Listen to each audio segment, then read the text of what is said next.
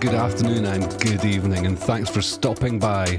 Welcome to Starbase Weekly, the RGV aerial deep dive into images he captured from the ground and air in Boca Chica, Texas. Our dedicated team will guide you through with the latest updates and theories at Starbase, Texas.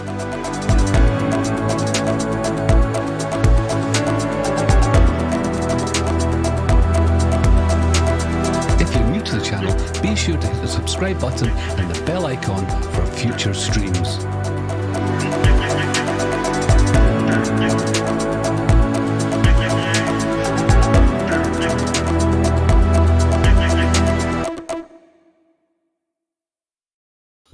Hello everybody, welcome back to another episode of Starbase Weekly. This is episode 56. My name is Mauricio and I'll pass this along to Indian Star. Hey everybody, welcome to the show. We've got pictures from aerial and ground all taken yesterday, so you can't get any fresher than that. I'll hand it over to Dave. And hello everybody. Hopefully I can do a good job of sitting in for Thomas today, who is busy, and also maybe for Jax, who appears to be busy today. And with that, let's send it over to Zach, Golden Boy. Hey everybody, thanks for joining us today. I'm really excited for today's episode. We have lots of awesome stuff to share with you all. It's been a pretty eventful week. There's tons of stuff happening at Starbase. And lucky enough for us, the biggest news of the week, I think, well, I guess that's debatable, but the biggest news of the week kind of has something to do with what we normally start off with, which is the Massey's test site. And so I guess we will start over there right away and kind of get into the news. So I got to double check. I don't think this happened before last episode. Hopefully my mind isn't playing tricks on me here, because the days kind of fly by lately. But so I think it was after the last episode, we showed some images of what possibilities of Raptor test stands could look like at the Massey site. So if you guys are here for that, you'll remember us talking about, the possibility of a vertical test stand, and also actually both of these are vertical, but one is underground and one is above ground, essentially. So Mauricio actually tweeted this out during the show, and then later that same evening, Elon happened to respond to it and said that Massey's gun range is being turned into a rocket test facility. So, what does that mean to you all, Dave? What do you think of when you hear that? Actually, hold on. I want to hear from Mauricio first, since Elon responded to him. Mauricio, did you actually respond back to Elon? Because I don't remember if you asked him a follow-up question or not. No, I didn't say anything back to him. And when I wanted to, it was probably a bit too late to do that at that point. It's never too late. So, I mean, that's pretty interesting to hear that. I mean, it's really confusing in some ways, because the word rocket test facility, I mean, that could mean a lot of things. You know what I mean? Like, it could just be a rocket is clearly an engine, but you can also consider the entire vehicle a rocket. So I don't know. I mean, Dave, what do you expect that we might? Well, I'll throw one more out there. You could also consider rocket parts a rocket, like our favorite test tanks here. So this could be testing the intermediate stages, as we have to test all the pieces and parts to make sure we're building them right. Very true. They do seem to be building up quite the tank test capability or part test capability here, with the can crusher, with the nose cone cage.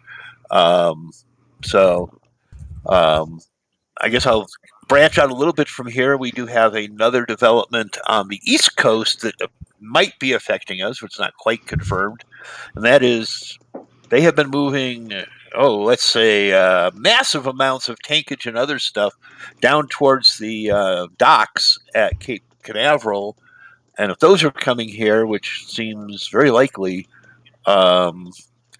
this thing, Massey's, could be overgrown in no time at all. Yeah. Matter of fact, I might as well show some images from Greg Scott really here, so we can kind of explain what all ended up moving this week at from KSC. So let me pull up some of those images really quick, and then we'll come back to this Massey stuff. But yeah, it's very odd. I mean, it appears that nearly the entire tank farm at KSC has been relocated, or is in the process of being At least the relocated. liquid oxygen side of it appears to have been. The horizontal liquid oxygen tanks appear to be no longer a going concern at KSC. Yeah. And these images, as I said, are from Greg Scott. So if you guys haven't followed him on Twitter, make sure you do that. He's definitely really awesome he's basically the RGV of, well, I won't call him the RGV, but, the equivalent of RGV in KSC. So shout out to him for taking these pictures. He's lucky he gets to do them from a much lower altitude. I'm sure it's probably warmer at that altitude too. But yeah, so this is the tank farm, and what we know for sure is that these three tanks have been removed, and they had already taken out two of these, because there was 5 total here. Well, there's and there's some longs and some shorts, so there's a mix of tanks that ended up at the dock.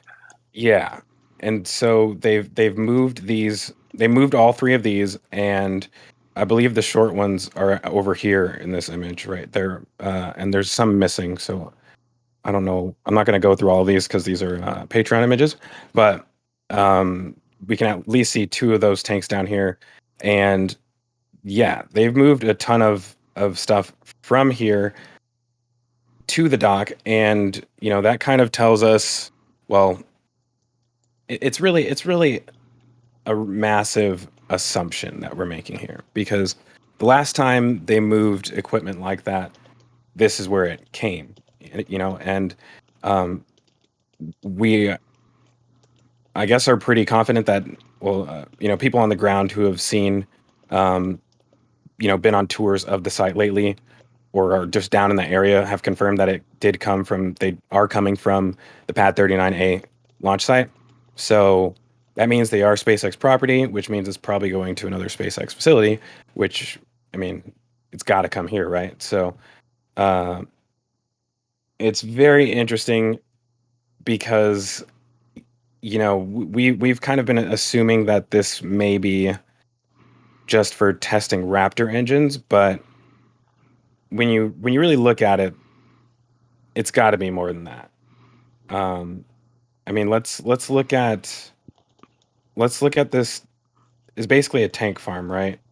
So if you look at this, actually, this is a better centered image of this tank farm. And then if we show an equivalent tank farm at the suborbital pad, you can see that the first one's actually larger. So whatever they got going on at Massey's will support more than what this is able to do here. So that means that at Massey's, they should at least be able to completely fill a ship, at least 2 ships, with this. If all of this was nitrogen, they'd be able to fill at least 2 ships. And I think this is a really good shot you got here. Changed since last week. Above those 3 tanks your cursor is on, we are now putting up a long row of pipe supports. Like, we're getting ready to put a bunch of piping heading somewhere. Why do I have a feeling that L-shaped piece of concrete pointing to where the crane is might be a good hint where the pipes might be going? Yeah, I mean, so I've been wondering if they're going to reroute these ones. But right now, these, and you know what? Now that I'm thinking about it, I wonder if these are all tied together. They look like it. Yeah, they're all tied together. What I was going to say is if if they weren't tied together, this could be a suborbital tank farm in itself, just as far as like what's stored here. Although, you probably wouldn't want the. Well, actually, I don't think it matters. The methane is super close to the liquid oxygen in the other tank farm as well too. No, it's got a driveway between them.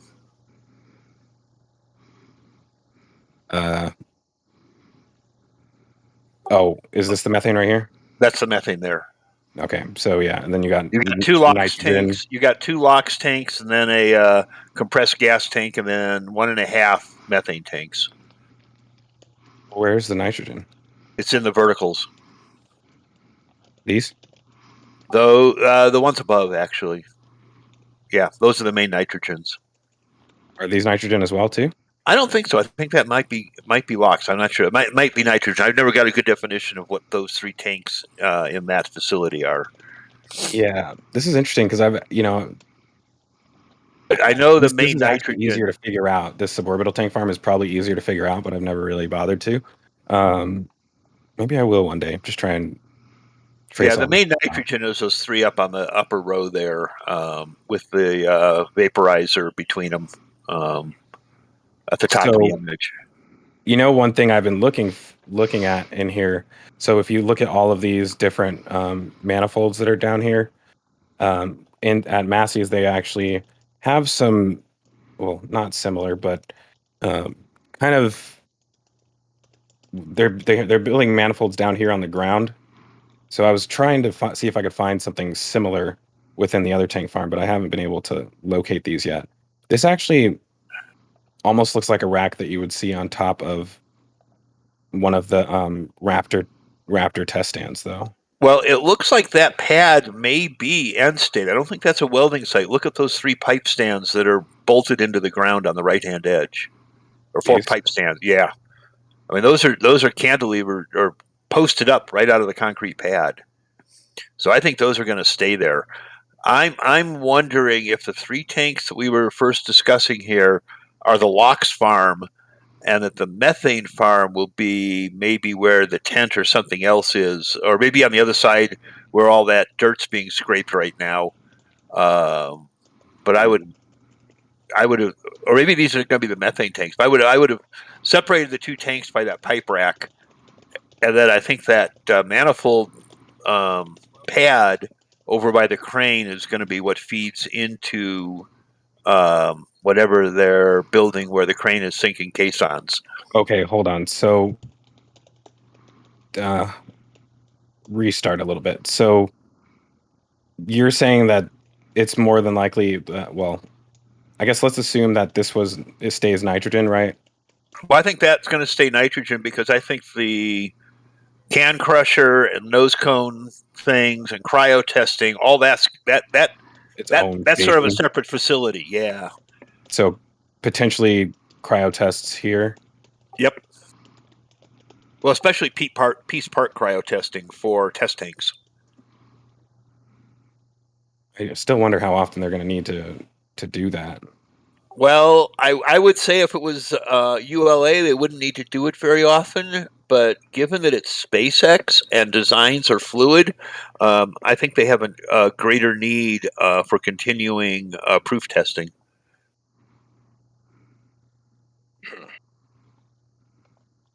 Okay.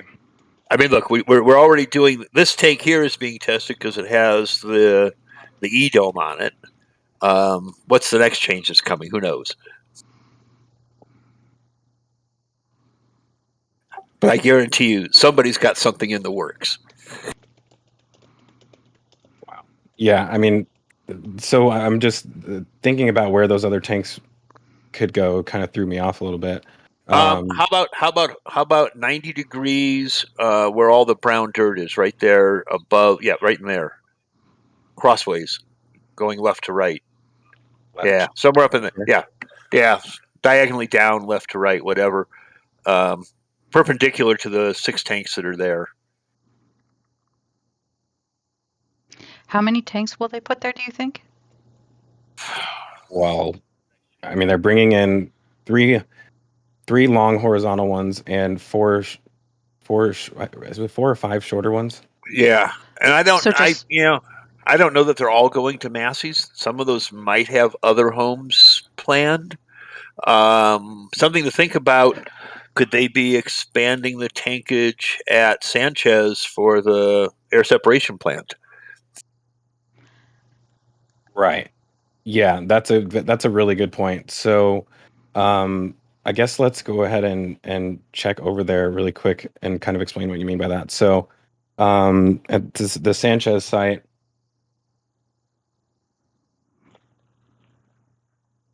if it'll switch over. Do you need Go, Jeopardy go, go. music? So at the Sanchez site, we have these tanks right here, which are nitrogen. Sorry, 2 liquid nitrogen and 1 LOX tank right here. Correct. And they moved the argon tank. There used to be an argon tank right here. Yep. And they got rid of it. So Is that it over on the left? this, I don't think it was that big. I think it was much smaller than that. They moved it somewhere, but yeah. So that would be an interesting thing if they actually end up. There's also expanding 2 this vertical tanks laying down there on the street corner. So there is a possibility that, actually, you and I were discussing it a little earlier. We see where the new cooling towers are stacked there next to the vent ring. What's going into that big dirt spot to the right of those? Could that be more tanks?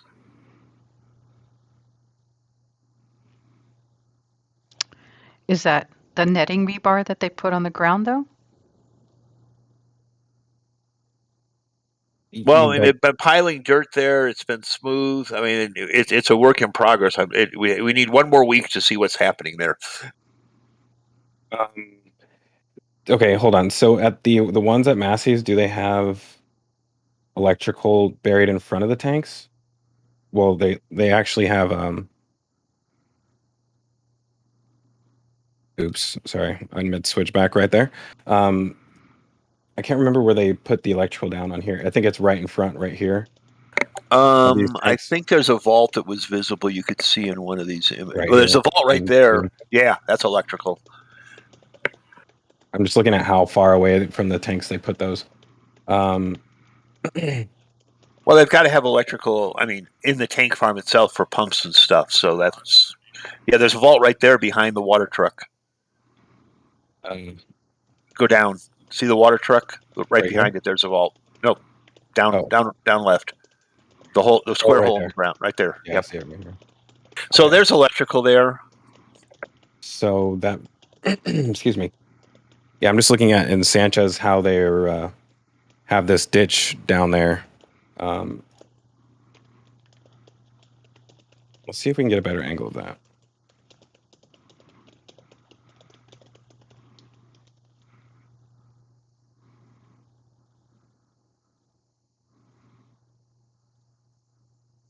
Interesting. That almost looks more like drainage than anything, or no? Or just like your guess is as good as mine, but actually, these look like feet for a huge foundation. Could be. Yeah, we need. Like I say, we need about another 4 days and then another aerial shot. Yeah. Does it look like the Lego pad when they were building the Lego pad? Not the Lego pad, but just in front. Actually, yeah, maybe even the Lego pad when they were building those that flat area. You're talking about the rebar mats that they're building? Yeah. Could be. I mean, like I say, it's obvious there's something big going on. We've got the area safety coned off because of the trench. So the question is, are these cooling towers going there, or is there a possibility that we're going to have the first quarter of 23's Sanchez construction project starting here? Wow. Yeah, I mean, so in order to do that, they would be. Wow. Okay. So, I mean, what I'm wondering is, these things right here we're all over the place right now too, by the way. But these parts for the air separation plant, like you need. I'm wondering are these the same? These cooling towers, like one of them's just a different type, right? I think this area is a great example of SpaceX procurement hitting the auction houses and picking up stuff for a dime on the dollar. And yeah, I think all four of these cooling towers are equivalent. The top ones have the fans underneath, the bottom ones have the fans on top. But I think if you look at them, I think they're even plumbed together. I don't even think there's. I think they're going to the same pipes.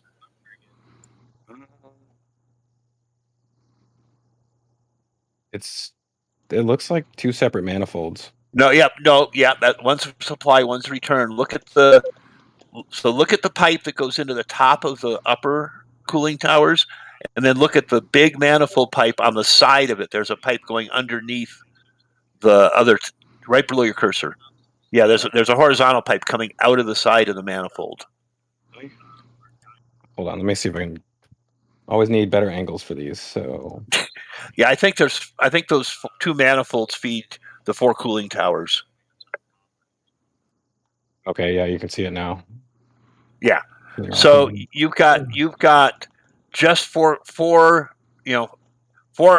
area spaces of cooling tied to those lines. And they may be expanding that. I mean, we've got five more or six more. Increasing the length of this. Yeah, or turning it around the corner and running it out to the road. I mean, that could be a fairly long loop. A lot of this stuff isn't length reconstricted. Interesting. Yeah, because these are. I'm just thinking about like if they increase the number of these in here, they'd probably also have to increase the size of the actual supply pipe. Unless they provisioned a larger pipe. That looks to me like the total volume of the tees off of those manifolds are much smaller than the volume of the pipe. So they might have excess capacity still in that pipe. A little bit, but I don't know if they have capacity to add 8 of them. Yeah.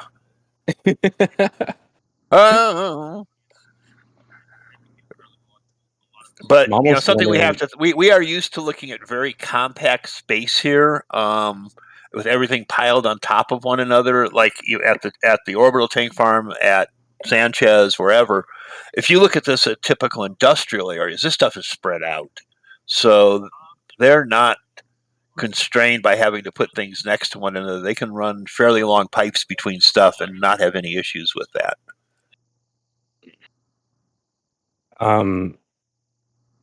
Right, because basically you're moving hot or cold fluids, and you just pump them. So there's another large piece that came in near to the dock or the at KSC, and one of those pieces. There's 2 of them right here. This is from John Kraus. There's 2 of these. So do you think that this could possibly be related to that at all, or do you think this is water? Oh, wow. I think that is water. That is so much larger than anything at Sanchez. There is an aerial of that, I think, from somebody, and that bottom pipe is like 6.5, 7 feet in diameter. And there's 2 of these. Or the 4-foot ones that we were seeing. Yes. Yeah, like the tees off of that are all like 3 foot plus, and the big ones are 3 foot plus in diameter. And this, by the way, this picture is exceedingly deceiving. Somebody just sent out a tweet this morning. I may have to go find it. Standing in the parking lot, looking down this thing, those pipes stick like 15 feet out the side of the trailer. Wow, that's a wide load. Yeah, it's not a street load. Let's put it that way. Yeah, they have a specialized extension on here off the side to support them. Yeah. Interesting. Yeah, so there's tons of crazy things going on here, and just returning back to the Sanchez site. So, we know that in order to, I mean, if you're bringing these in here, then you're increasing your cooling capacity, which means you're probably trying to increase your output. So I guess we should expect to see some tanks here for sure then, right? I would expect the tank farm to increase in size here. I will never say for sure. We're talking SpaceX, but I would say there's a high probability that some of what's coming across the Gulf might end up here. So, another question: this part of the ASU facility, the air separation plant, I cold kind of box. view this as the core. What'd you say? Yeah, it's called the cold box. Okay, so this does not need to increase in size, right? Like this is just limited by how much cooling capacity they have, essentially. Pretty much. I mean, I don't think they, from what we've seen, and I'm going out on a little bit of conjecture here. They have run this, but only in pilot operations, basically, because I suspect they are constrained by power, and we have seen the huge number of spools of wire sitting down by the tracking station over the last 3 or 4 weeks, and I think they're still turning up their final high power power feeds into Boca Chica. So once they get connected to the grid, they may be ready to really crank this thing, which would fit timing wise well with being ready to start moving fuel production more localized here than instead of hauling it in from Houston. Right. Interesting. Okay, I'm gonna take a step back because we need to go back to Massey's. We didn't really finish up over there. I don't want to shortchange Massey's because it's basically the future for the next. I don't know. I'm gonna say 3 to 6 months, if not more. I think we got time to read out some donations real quick. Yeah, definitely. All right, so we got quite a few flurry of donations here rolling in, and first one's from Sharpie, $10, woohoo, with the captions on, and yeah, I didn't forget this time. So Mauricio, you have to do the woohoo again. I don't. That's why I wanted you to do the donations because you have a better. And then we got John Dopker, $10, yippee. PN what? $10 stayed up today to catch Magic live. And we got another one from Scat 1975. Super sticker. I'm not sure what symbol that is. It's might be euros, 10 euros. Then we got another one from Cranky Old Man, $65, $10 for the cause. The train is rolling. We got another one from Jim Cavett, $5. Hey gang.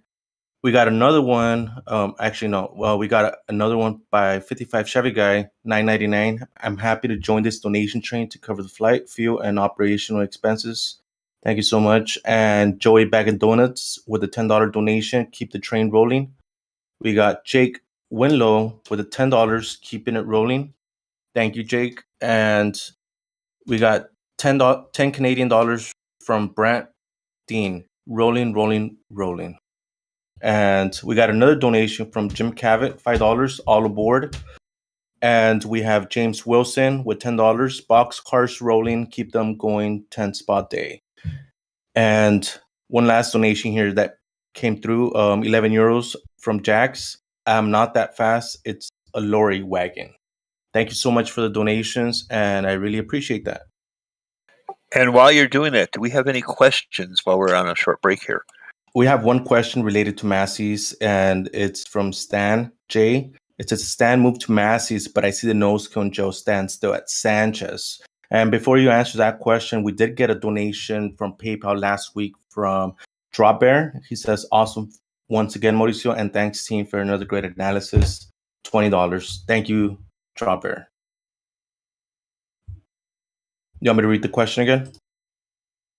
No, I think we can hit that while we're here. The nose cone jail is still a work in progress. So the cage is sitting here at Massey's in the bottom left of this image. The base assembly is still over at Sanchez, but it looks like it's getting closer to being ready to move. They've got most of the piece parts assembled on it. They're still putting some more steel on it over at Sanchez. We'll look at it when we get over there. But I've got a feeling it's going to come here. It looks like that area where it is sitting at Sanchez is getting cleaned out. So rocket testing at Sanchez could mean things like nose cones and test tanks too. So this looks likely. Yeah, and just to kind of circle back, sorry, I was going to answer more about this, but you're right. We'll probably cover that when we get to Sanchez. Sorry, Mauricio, do we have more questions too, or should I continue through the? No, we have more questions, but I'll go ahead and read them out. I mean, we did get another donation from Nathan Owens. FYI, SpaceX imported an STC liquefier unit from the Air Liquid BR to Houston on 12 of December 14. It weighs 775,000 pounds. damn. Did you see that number and you're like, no, there's no way it's that much? I'm like, maybe it's a typo. Well, that could be the total unit. I mean, that something like that would be similar to the air separation plant at Sanchez. It would get shipped in pieces, I believe. But I could be wrong. I mean, is that a part of the air separation plant? Is that basically the cold box? Well, it could be. Yeah, the cold box came in a couple of oversized, overweight, overlong, overwide loads. 'Cause I remember when we first saw those rolling into Sanchez horizontally. God, that's 2 years ago. But yeah, 750,000 pounds. That could very well be real. I mean, that's only 7 truckloads at 80,000 pounds of load. Oh, yeah. Interesting. More than that. That plant was more than 7 truckloads. I know that. And Well, I'm gonna drop you a tweet. Hopefully, the highway is ready for that when it arrives. Well, hopefully it's a convoy, and then no loads are overweight. Are you posting this in live comms? From Trevor Malman, they're setting up for the Falcon Heavy launch underneath that manifold. But they just said that there might be a delay until tomorrow for that launch. Right, but the photographers took a picture of their setup. Look at the size of those pipes over their heads. Look at the size of those pipes. That's the manifold we were looking at from the other angle. You don't realize how far off to the side those things are reaching. Holy smokes! This was one of 2 photos that the photography guys down there took of their setups, but they caught the pipe manifold as part of the. Now, what's interesting is looking at this. This looks like it's not new. No. Well, it's tough to tell. I feel like everything looks like this when it shows up to start. I know.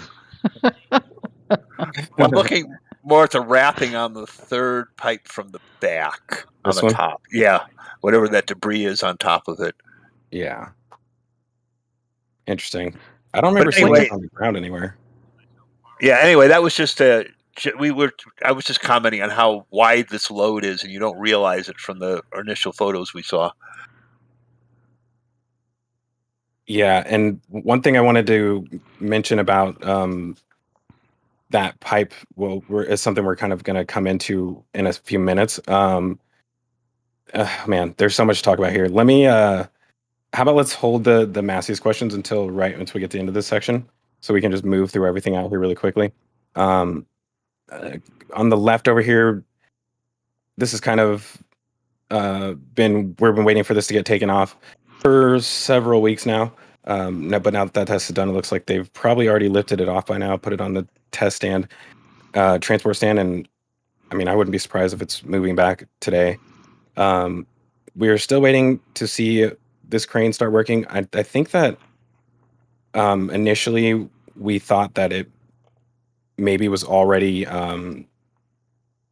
boring holes. Actually, it looks like it has. If you look right to the left of right in that area, I think there might be a piece sticking out of the ground there. See if I can find a clear image of this, a closer one.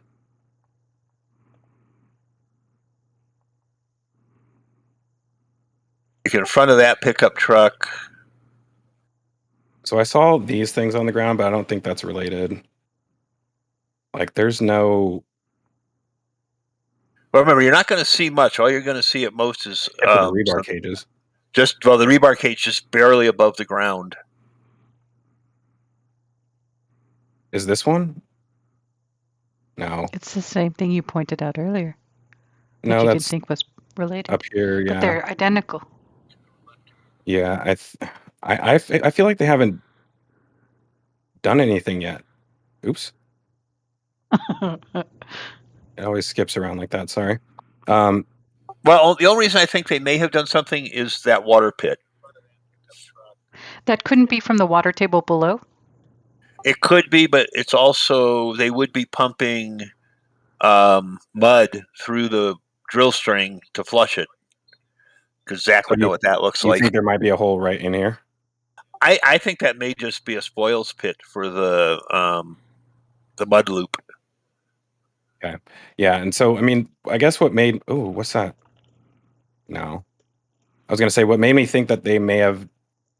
I mean, we saw some of these in the air, the rebar cages in the air earlier in the week when Starship Gazer went out here, and so I thought they may have already started with this, but I think the actual augers haven't moved yet, so I don't think they've actually. This is what makes me think that they haven't done anything. Well, there is an auger on the pit jig right there. There's an auger on the horizontal bottom facing a T on the bottom. There's an auger getting ready to go in there. It looks like, yeah, right there. In here? Yeah, I think there's an auger sitting on top of that piece. I don't see it. Yeah, maybe not. Maybe not. Yeah, I mean, this almost looks like they haven't even finished fully assembling this. So, like, they have this one more section. Brace. Yeah, the bottom brace is sitting on the ground there. It's not hooked up to the crane like it needs to be. Yeah, and so, yeah, I don't think they've even started drilling these holes yet. And the interesting part is how many cages they have here. I was actually thinking about comparing these to the size of the ones they used for the orbital launch mount, but I know that they're nowhere near that large. So, or even the tower actually, but I don't remember. Towers were about 2 feet in diameter. Those aren't that big.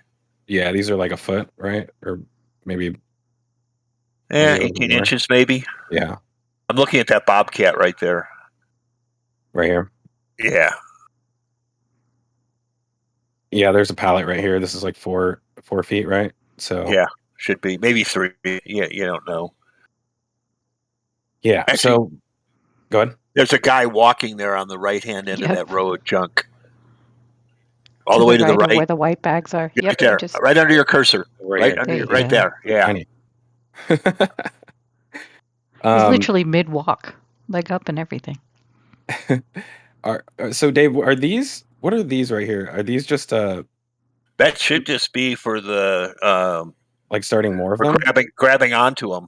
Oh, so it's connected onto it, so like they can. That's how they lift it. Yeah, that should be the lifting points.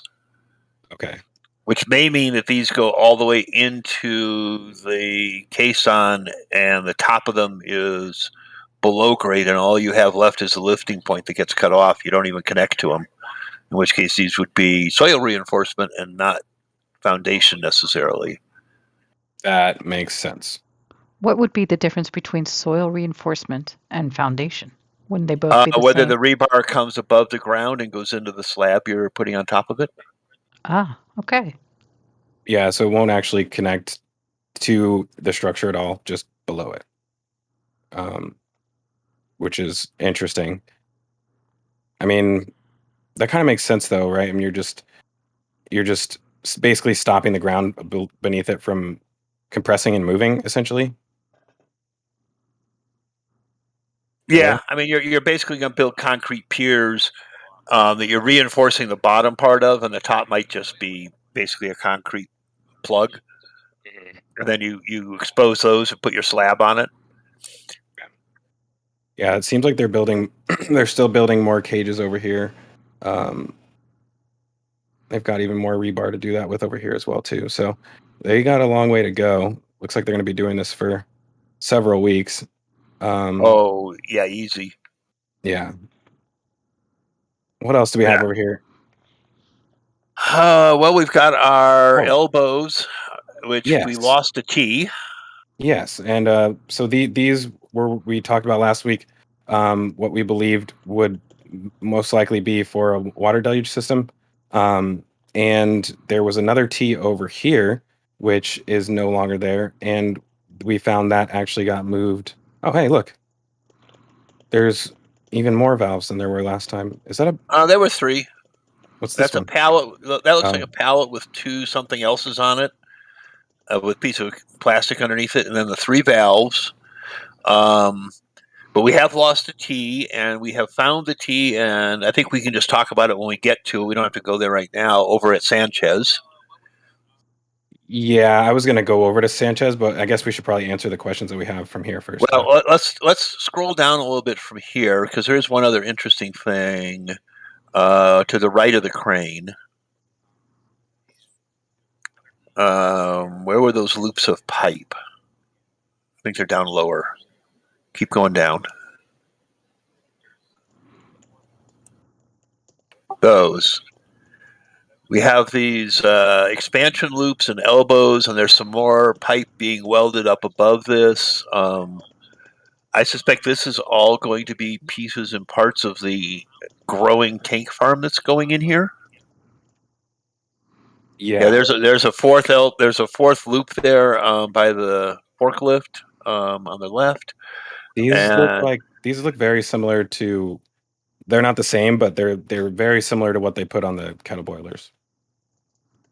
Yeah, I think they're just expansion loops, which means this indicates to me, unlike a lot of the other places except underground at the orbital tank farm, they're going to have some fairly long pipe runs here, and at the end of a long pipe run, you need an expansion loop so it doesn't crush the next piece of pipe in line. Right? You need to allow for the pipe to expand and contract in length as it gets cold.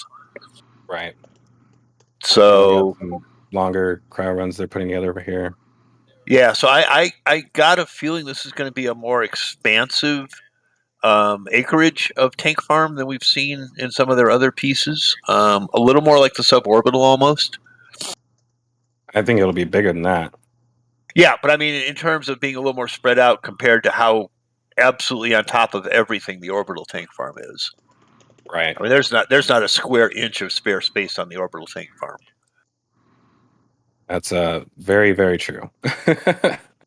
Was there anything else down here you wanted to point out as well? That was other than just there's still dirt being leveled. We don't see any signs of concrete being poured anywhere in large volumes yet. And then we've got pieces and parts. Yeah, there's some more there. Pieces and parts hanging around the cage here for the nose cone.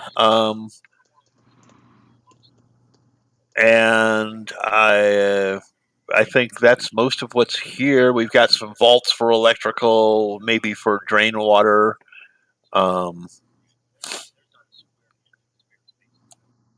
Wait, Mauricio, did you get ground images outside of here? No ground images. Massey's? No. Yes. Okay. No, I think the only ground image in the last couple of weeks, I think Gazer got a couple. Okay. Well, let's go ahead and tackle the rest of those questions that we had from Massey's. That was about it. There was just that one question. So if that's the case, and I think the other questions were more Sanchez, in which case let's head down the road. There are a couple. Well, there was one about a large pipe. So the knowledge is good as asking. We see large water pipes, but no signs of where the water will end up after being in the deluge. Have you seen any water collection construction? No, we have not. No, we won't. We won't see that for a while. We'll see everything else. That'll be like one of the last things constructed. They'll because that's pretty much just groundwork, and so they'll build pretty much everything before that, and then we'll see them put in a collection pond or something like that. I mean, my guess is all they'll do is mound up some berms around an area and leave ones, let it flow into that area. Right. Cody G has a question too. He wants to know, did they drill these? I'm assuming the holes in the ground when they put in the test pads or staging pads. No. No. They were just slab on grade. They dug down 2 or 3 feet and put in some forms and poured a bunch of concrete. There's no caissons under in any of the other Massey's construction. I think you meant the suborbital. And suborbital, I think they dug short caissons under the test stands. I don't remember ever seeing those. have to go I back think in they were time only and like find 20, it. 30 foot deep, so just a regular caisson drill. They're in and out really quick. But why don't we head down the road? We will mention there have been some photos. The road outside of Massey's is being completely torn up and replaced deep, sort of like they did in front of the orbital tank farm, the way I understand it. So SpaceX and/or the county is upgrading Route 4 in this area to the new SpaceX heavy rolling Route 4 construction mode. Wait, what? Yeah, we don't have the. I know you're looking for the image. We don't have that image. We had one last week, but yeah, they are. I can They have confirm it's that. down to one lane, right? Yes. So they're tearing out one whole lane and putting in 3 foot of road base underneath it. Where is that happening at? Massey's Way headed towards Sanchez. So like, is it closer to the build site then? It's literally starting at Massey's Way. Oh, okay. I was about to say, so I can't see it in this picture. No. All right. Well, I guess I won't look for it then. I'm just commenting that they are building up Route 4 to make it heavy traffic amenable, like they might be moving more heavy loads towards Massey's, like they rebuilt the road in front of the launch site. Right. That makes sense. Okay. Well, speaking of launch site, or not launch sites, actually, we'll go to Sanchez. Before we go to Sanchez, can we do a quick shout out? It's a very special person's birthday today. She's 8 years old, and her name is Victoria. John Dopker's Victoria. Happy birthday, Victoria. Happy birthday.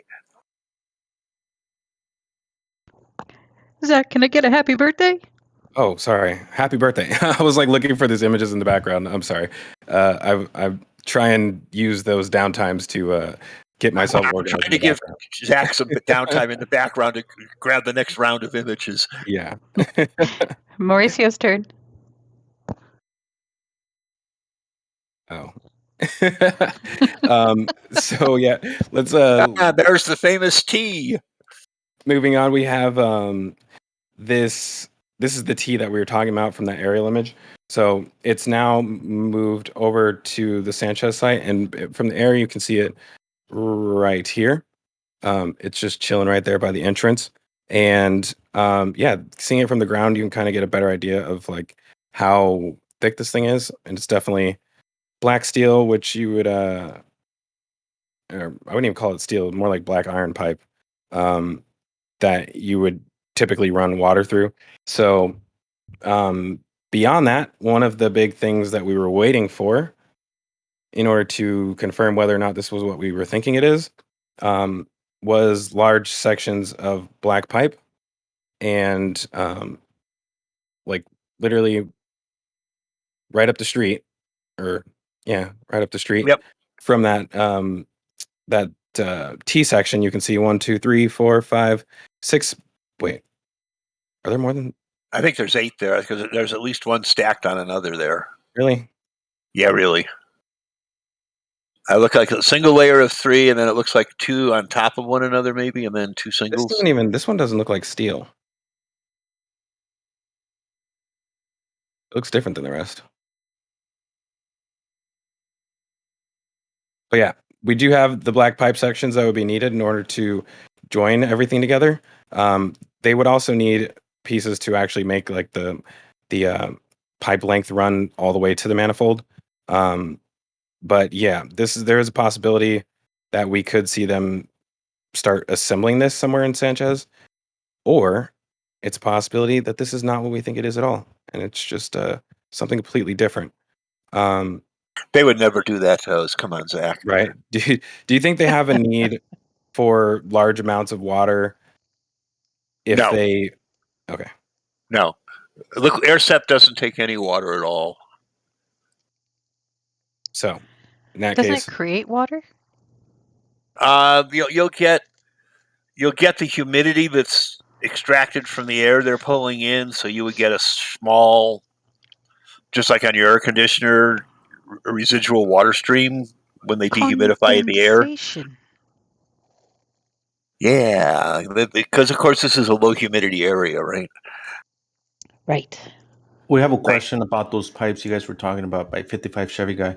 Wouldn't the pressure of the water deluge system require flanges on the pipes? The elbows don't have flanges. From what I No. understand, water deluge, this type of water deluge is not high pressure at all. It's high volume, low pressure. Yeah, the original manifold ring is maybe I'll just show it here really quick. The pad 39 deluge is just welded iron pipe. So this is what, here's a quick example of what it looks like. Don't show this to anybody because it's not. I'm actually saving this for the one of my episodes coming out here this week. But this is what that looks like. So you can see the. I want to call these 45s, but they're not 45s. So you can see what the straight pieces look like when they're joining them. Yeah, these are all welded together. There's no flanges anywhere. Well, and this fits the whole SpaceX way of life with hexagons. Yeah. Well, that's because it actually wraps around the 6 legs of the OLM on the outside. Ah. And there is another from question. Benedict 3D. Yeah, go ahead. Sorry about that. Who was rendered by? Benedict 3D on Twitter. Yeah, sorry about interrupting that. We do have another question here by Knowledge is Good. He says, the viewer says, we see large water pipes, but no signs of where the water will end up after being a deluge. Have you seen any water collection construction? I think we did read that one. Oh yeah, we did. Okay, my bad. Yeah, no ponds yet. We're hoping for. We know that they have a plan for 2 retention ponds at the launch site in their PEA paperwork. However, those ponds require that the launch site be expanded to its full extent, which requires the Corps of Engineers approval. So, yes, we know where there's supposed to be ponds, but they are in an area that they can't start construction on yet because they don't have the permits. Yeah. Oh man, I just skipped the image I was trying to stay at. So one of the other big things from this week, and this will kind of tie into something else I'm sure we'll have questions on today. Ship 22, man, that looks hilarious with the forward flaps still on there. But you can see that the aft flaps from Ship 22 have been removed. And on the backside, we can see that they've also removed all of the tiles from around the weld lines. And so we're basically expecting that sometime within the next week, they'll probably move this into the Mega Bay, I'm guessing, and start scrapping it. Or they could possibly do it inside the high bay too, but I highly doubt they'll do that. They have a lot more space inside the Mega Bay. And they've also moved a lot of stuff out of the Mega Bay to make room for that, I believe. So we'll take a look at that here in a minute. But S22 is appearing to be dead, or will be dead soon. It's in the process of being murdered.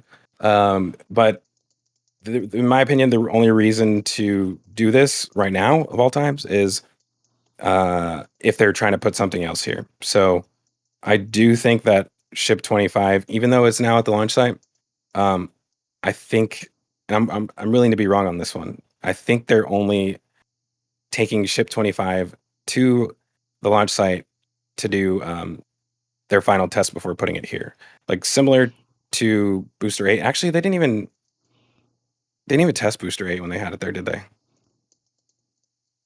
No, They did not. No, they didn't. It hung around in the parking lot till it left. So I'm gonna make a guess here that ship 25 will come back here, because I think they're only trying to do a lift test with it. And we'll quickly find out if I'm wrong about that. But we know that they have the, if we go to this image really quick. We had a question earlier that said from Benjamin Klein, do you think they will scrap S22 to make room for S26? I know you mentioned S25, and he said that maybe also he wants to know what the fate is for S27. Is it certain? Well, I'm definitely not the right person to answer those questions. So the obvious person to answer the S26 question, because of course it's his favorite starship of them all, would be Jax. He hates that ship with a passion. Jaxie hates everything that's in the past with a passion. Yeah, but he's hated on 26 for about 2 months now. As soon as they started removing the heat tiles from 26, It was done. it was done to him. Yes, And he thinks 22 is an abomination now. yeah. It so, is. But what I was saying is I believe it's possible that they may be preparing to do a first test with this thing, and they could use ship 25 to do that. But obviously that requires them to move this over there, and we're still thinking that there's one piece of this that's missing that we haven't seen yet. I'm thinking maybe even 2 pieces. I'm not sure. Yeah, so I mean, it will be interesting to see what they actually end up doing with ship 25. I guess we can talk about that more later, because we have some good ground images of what test stand B looks like right now. So we'll cover that a little bit more when we get there. But I guess heading back over to Sanchez, was there anything else in Sanchez site that we should probably touch on, Dave? Oh, wow, of course. Yeah, we do need to talk about that thing. The nose cone tail. The the original Booster 1 transport stand that is now on its 3rd or 4th life has gotten the base for the nose cone jail. That's the pie-shaped thing sitting on top of it there. And then they've been adding all this rusty I-beam to it, and they're adding more points around the perimeter of it with eyes for pull down, creeping around the edges. Disclaimer from me: I do not believe that this was ever a booster transport stand. I gotta say that. You will say that, but I believe we have some SpaceX people who said it was originally intended. Its original way back in its first incantation, when it had the extra legs on it that extended out way wide, was as a booster transport stand, and it got repurposed when Booster 1 never left high bay. Yeah, I've heard that. I just disagree. Just looking at the aerial footage, this is something I'll cover in depth later. No need to get into it now, but just looking at the past history of this and when they were constructing it, you can kind of tell, like, if nobody ever told you what was going on in the background, you could just look at it and know exactly what their original purpose for it was. All of the parts for it showed up at the same time. But what I did want to mention here is that we talked about last week how they have the hinges, or I think these are actually more like clevises, or single. Yeah, they're pad eyes. Yeah, so basically, it would allow them to put a piston on this and pull down on something. And that is actually one thing I did forget to mention over at the Massey site, is that there are some additional pistons for this structure already sitting over there waiting. So I would just quickly go back over there. They're sitting on the ground over here at the Massey site. I don't know if there's even more of them. Yeah, so there's 3 down here, and I believe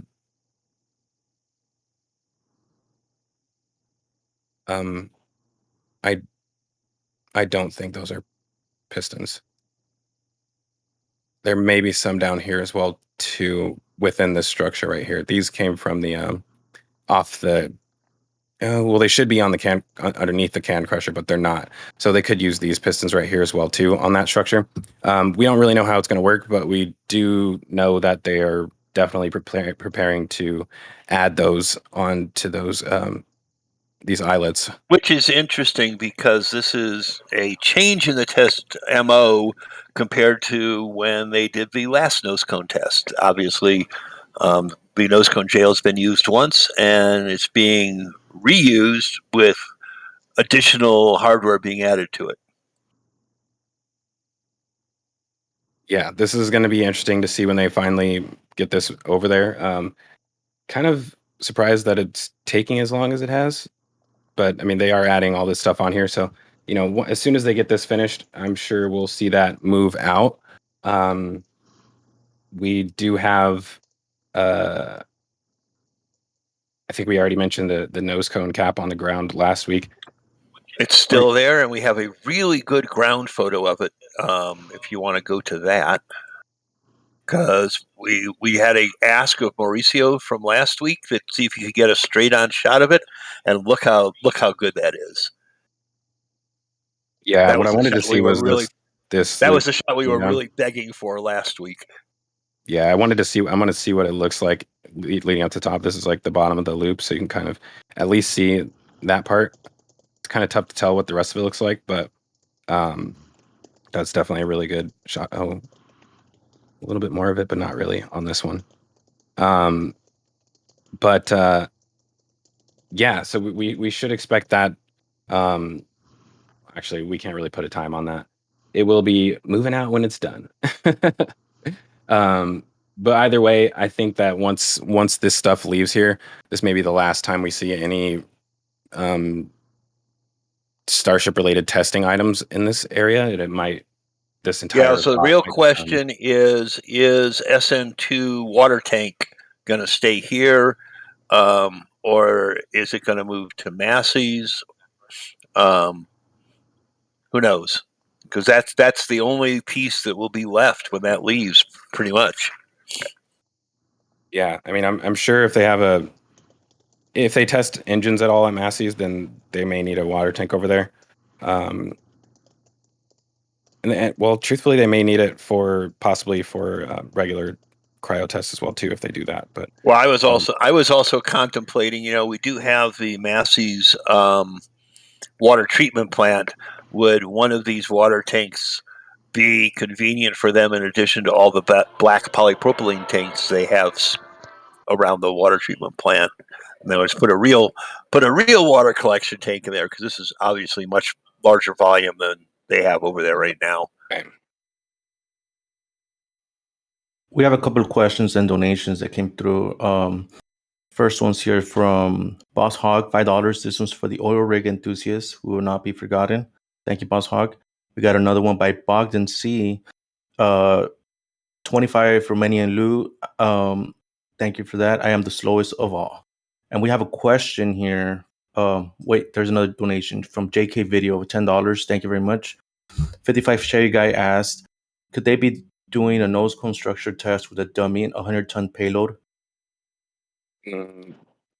I personally don't think that's where they are right now. I think they're just trying to make sure that the payload bay with nothing in it doesn't collapse. I think it's two different criteria. The nose cone jail, I think, is really about testing external forces on the outside of the nose cone.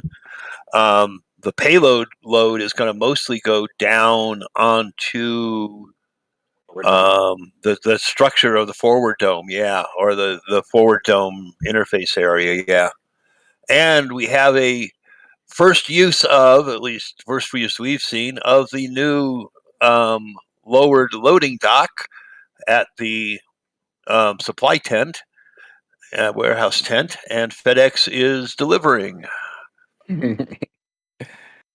Yeah, it's interesting. The first delivery we see there be a FedEx truck. Hey, It's funny because we don't even have a parking lot yet. It's probably full of tote bins. How long do you think until this parking lot gets here? Kind of surprised they don't have that yet. But yeah, you can see in this image that one of the lift gates is up, and Low. Yeah. the other two are down in this image. So kind of gives you an idea of what it looks like when they actually lift it up. What's this guy doing? Sorry, I just got distracted by that. But other than that, I don't think we have any ground images showing the inside of this tent this week. There are a few angles where you can see some things in there. Let me try to get us on a ground image really quick. Actually, I'm going to ask Mauricio if he knows. Do you think this might be replacing the Brownsville Airport facility? And if you want to wander by there on one of your trips out towards Starbase, it look like they might be getting ready to get rid of that warehouse. Right. I haven't had a chance to go out there lately, and I think I asked Zach that, and he said that they might have fenced it off. I'm not sure if that's. Well, you could still see it. You won't be able to get good pictures of what's in there, but you can see that. You'll be able to see that it's there. All right. I mean, every time I've gone by, the gates on the yard were open, so you could see in the yard. But the building itself has a triple loading dock like this one, pretty similar. And every time I've gone by, the loading dock doors have been wide open. So the building is just filled with racking. I'm just wondering if they are deciding to move their logistic storage out of Brownsville and into Boca Chica. So that would make sense because right now it seems like they hold stuff there and then bring it here when they're ready to use it. So it would make sense to. Honestly, I'm surprised this isn't a larger building. Truthfully, considering what I know is over in that storage. Well, area. This is about 3 times the size of that building. So of the store, well, not if you count what's out in the yard. I'm not counting the yard because I got a feeling Sanchez would be still fulfill the yard requirement. I'm thinking this is just covered storage of cardboard boxes and stuff they want out of the elements.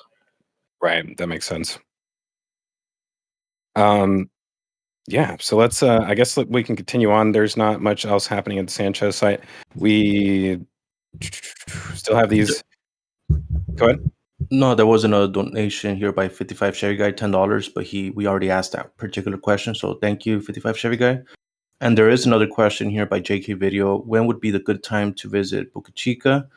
And, I have another one here. Actually, the other ones we can answer them later on. But when would be a good time to visit Boca Chica? Well, I think Zach and I will both answer. Any time is a good time to visit Boca Chica. There's always something going on. The reality is, if it's quiet time at Boca Chica, you can see more because on days where there's road closures, you're stuck not being able to see anything during the road closure. So on days where there's not a road closure, you can go down and drive down Route 4 and drive out to the site, drive out to the beach and wander around SpaceX and look at all these places we talk about. On days there's a road closure, you can't get anywhere near it. So the daylight hours are pretty much lost to exploring.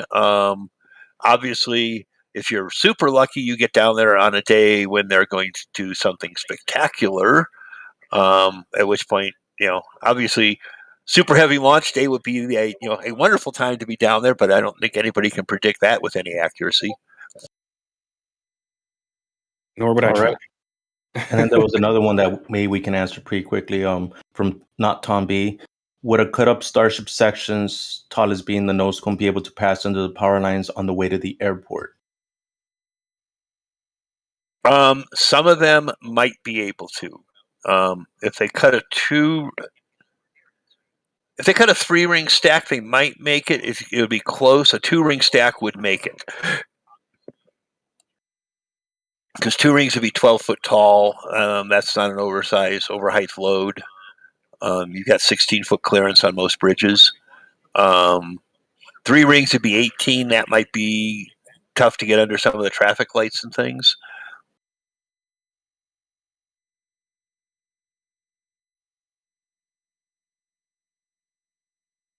Was that the only other question for Sanchez? That was it. That was pretty much it. So we've got a bunch of storm drain pipe sitting there by BFC. That pile has shrunk over the last 6 months considerably, as they have been putting more of that along the side of the roads, especially in the village and in Sanchez, I think, because you can see where they've got drain grills on the intersection there. Yep. Yeah, I think all the rest of these will probably be used within here whenever they finish this, but that would be my expectation. Yeah. They had a huge pile of those over on the empty lot in the village 6 months ago, and I think they've all gone on the ground. All right, let's move to the ring Build yard, site. shall we? Let me get us over there. You can start from the back.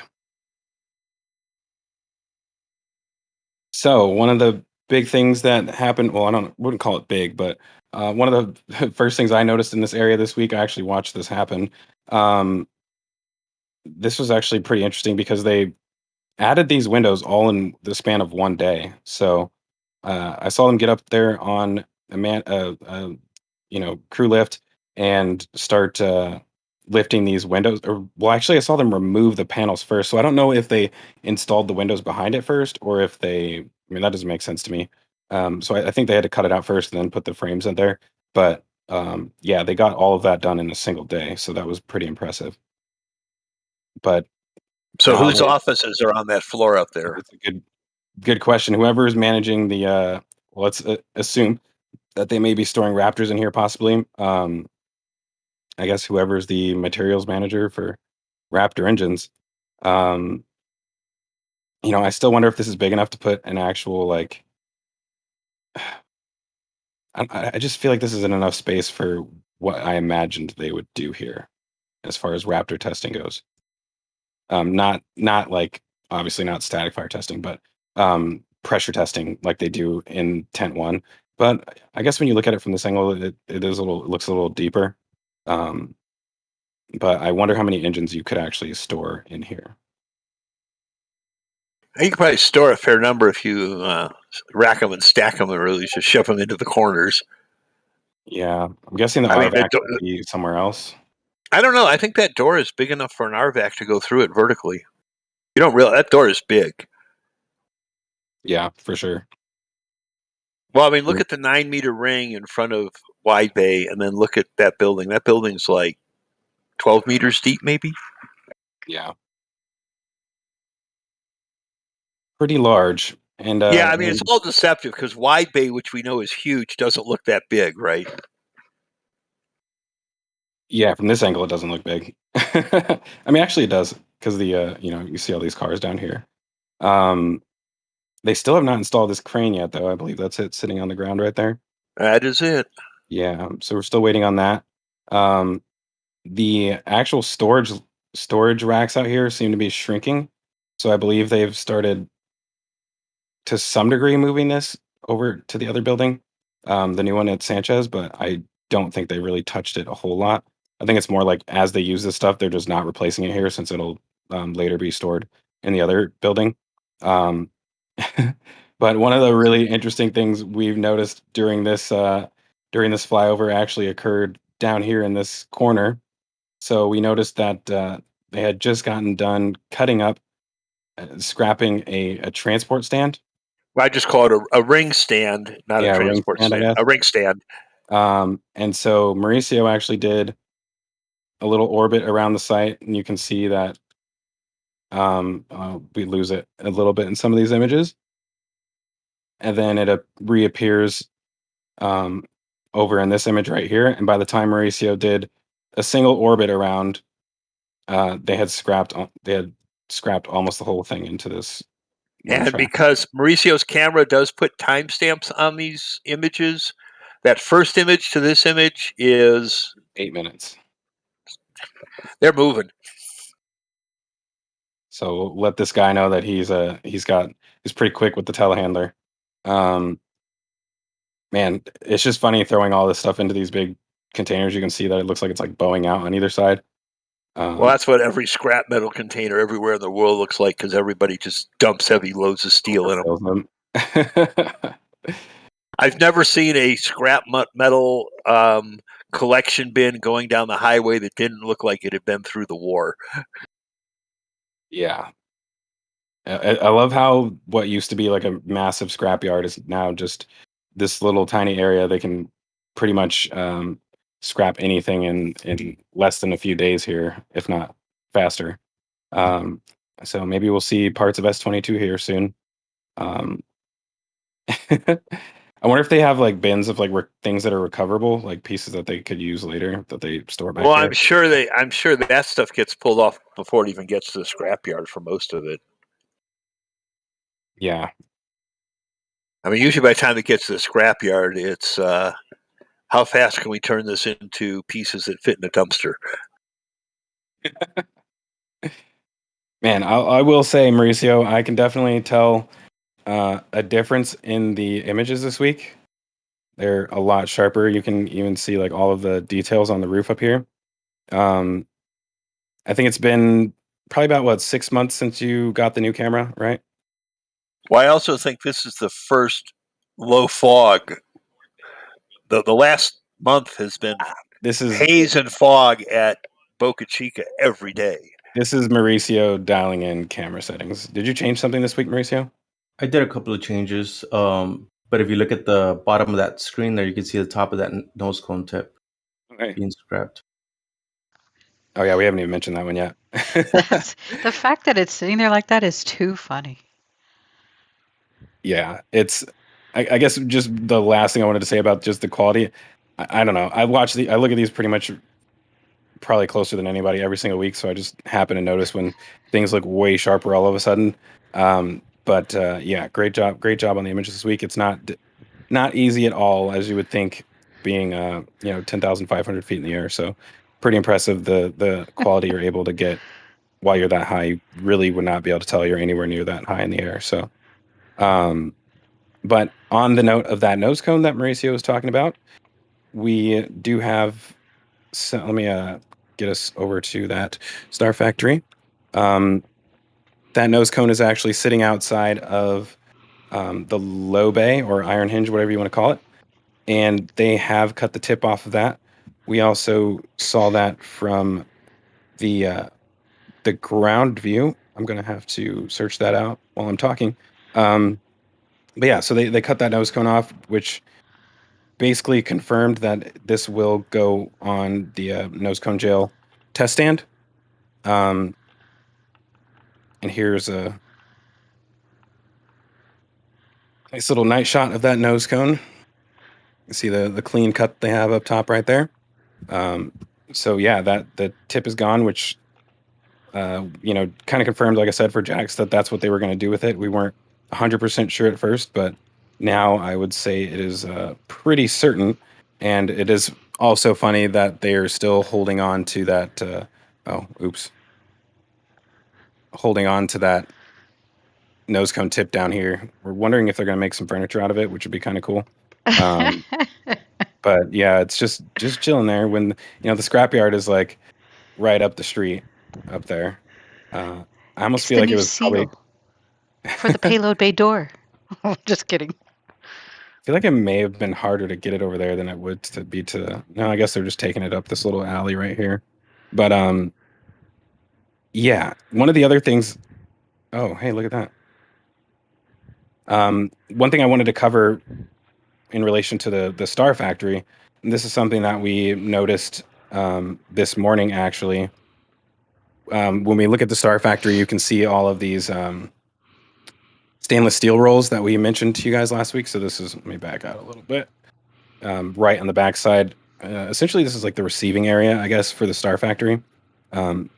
Still just a big dirt pile. But let me grab an image from last week so that we can compare it really quick and just see exactly how quickly they're moving as far as ring.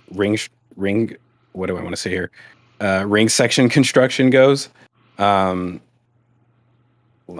noticed like last week a whole bunch of stuff left Starfactory and appeared in the ring yard. Because like we saw like 2 weeks ago, we saw them flipping rings outside again.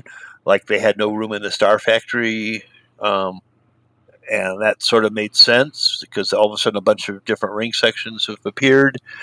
Yeah. And This is last week, and this is this week. where'd all the steel rolls go, Zach? Yeah, so they are definitely cranking out a ton of Starship parts right now. And one question that I've always had, I really want to know like how many 9-meter rings you can make out of one of these rolls.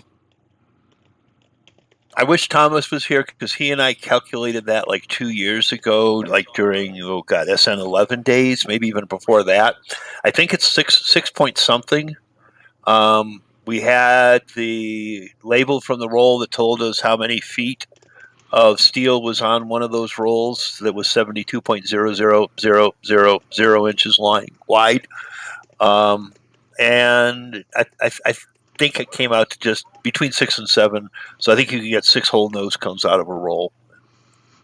6 whole rings out of a roll. Wow.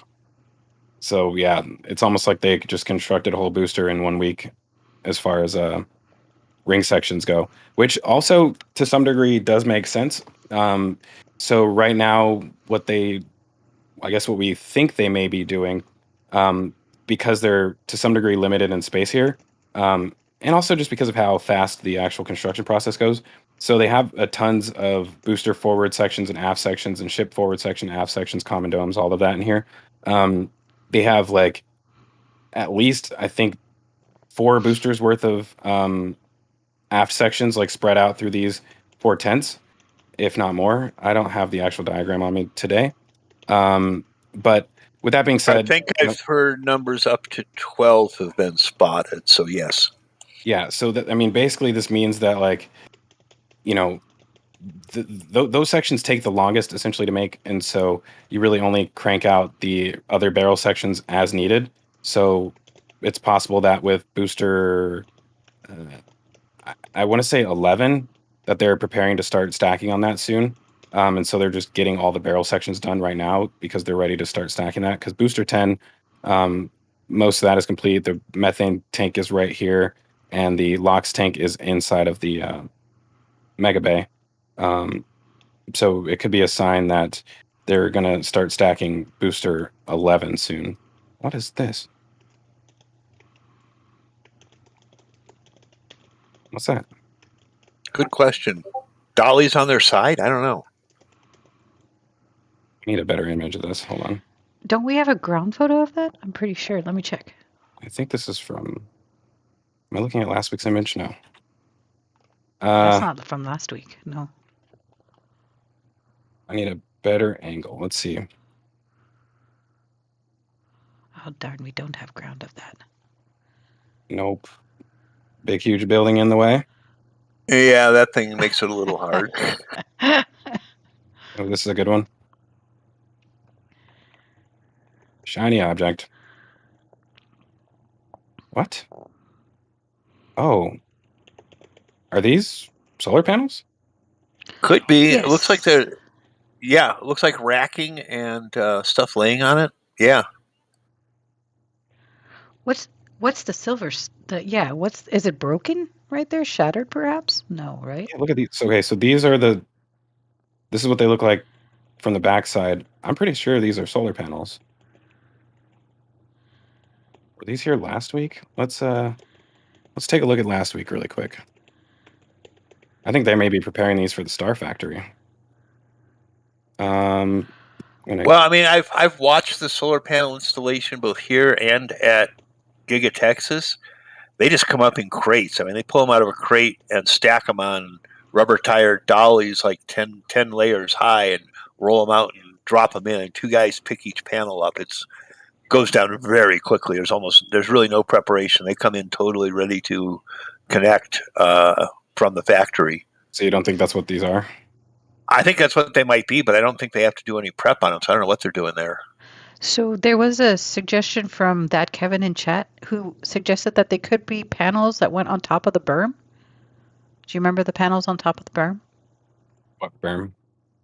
What do you mean, what berm? The big one that they've been working on forever. right next to the tank farm from the. I don't remember any OLM. panels up there. All I remember was the. They had those diagonal things, that big stand-looking thing. Those were made out of wood. That was just the forms for the concrete they added. No. I think you're talking about the work platforms that they were using. Well, you're talking about the work platforms. That was just plywood and 2x4 to give the guys a place to stand while they were putting the forms up for the concrete. Here's a Yeah, I question. don't think that's. Anyways, neither here nor there. Looking at these ones at the I'm looking at the these were here so long ago. I guess I shouldn't even really compare these ones, right? Well, I think the dimensions are different. Those look like 3x4 or something. Okay. Yeah, I was just thinking that it kind of looks like they would arrange them like this, but on the roof of the If building. you look at the ones at Sanchez on the container wall, I think those are closer.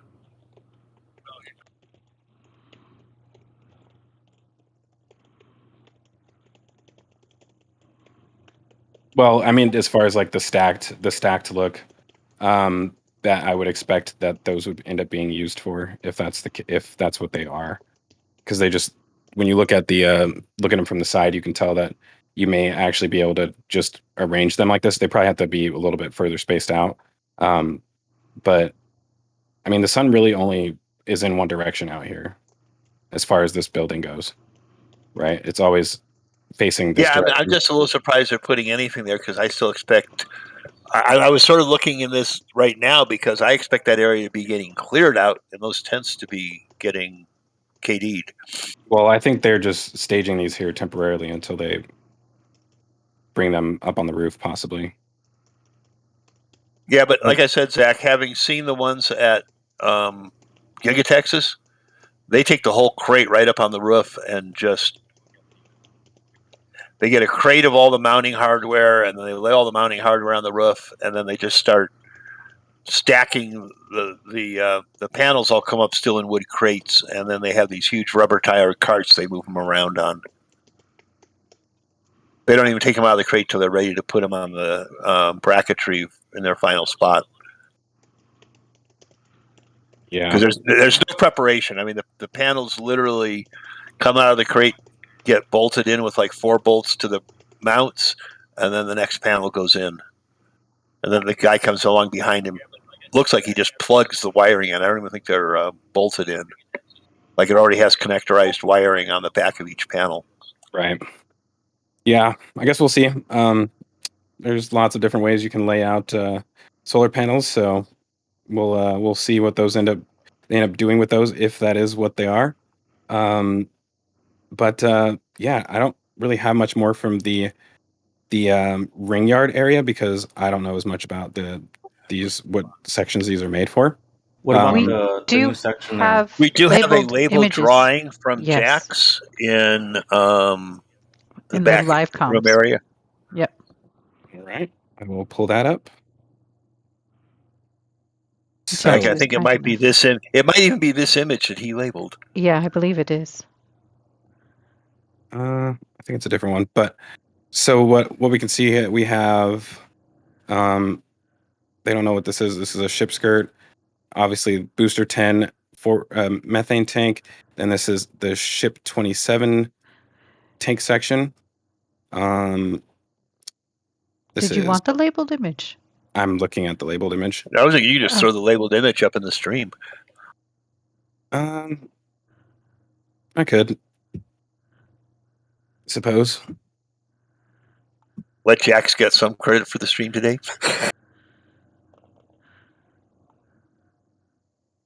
I usually don't like switching to the browser, so I try and stay within the image viewer because this is hard to zoom. So yeah, we have the S27 nose cone right here. Obviously, well, see, when it's like this, there's no point in me reading them out. You guys can read them. But it's why I left interesting over that we've already the got other booster. side. It's interesting we've already got parts for booster 13 in this section. image. Yeah. Yeah. Well, and most poignantly is that ship payload base single. Right there in the bottom left. Yes, sir. That is a very poignant thing. Note to the left. That one you had your hand on. Yep, that one. because that payload bay is very unique. Do you know how? Because I don't. So my understanding was it's an HLS payload bay door, or an HLS, yeah. Right? If you can go back to the tightest shot you've got of the ring yard and zoom in on those rings, there's one ring that's got. Okay, nope. Go down into the left. Yeah, that one's interesting. That's the one That's the one, Dave. Right, That's the one. So this is for the payload for a payload. Why HLS though? Because of the way that little circular thing is right there on the left of this. Yeah, this is very specific. Go ahead, Dave. Yeah, that one is a unique one, and then if you go down to the left, yeah, because normally the ribbing goes across two rings, so this one's ribbed as a single ring, so it's a little unique. But also, if you zoom out and go to the left, out of this part of the ring yard and over to that ring, that thing is very unique. That looks like something that may be getting used for some testage.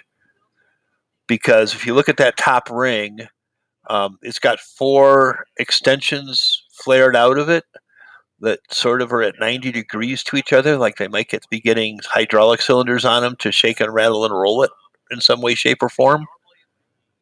See a fourth one. All the way to the bottom left of center.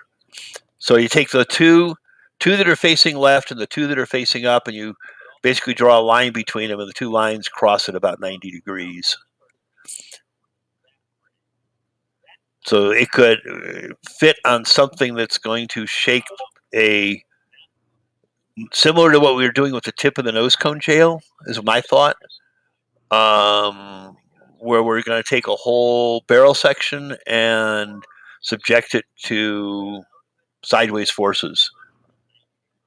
And we've never seen anything like that yet. So I'm sort of interested in where this one goes. Yeah. That's right. It's a crew hatch. Sorry, the other one was a crew hatch. Cody G, thank you for the correction. And this one and that other one came out of the same area at around the same time. So that's why we think they're also connected. Yeah, there's some interesting pieces that are showing up that don't fit with anything else we've seen yet.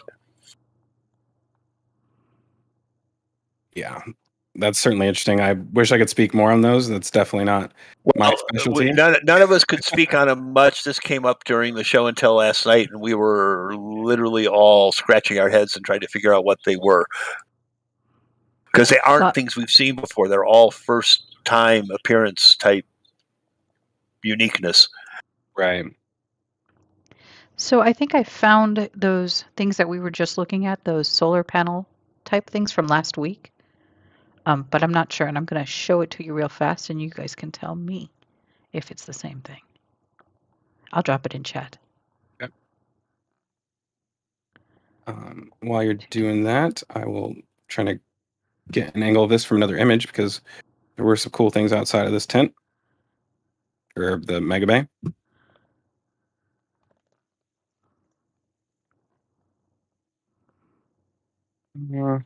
It's a better one.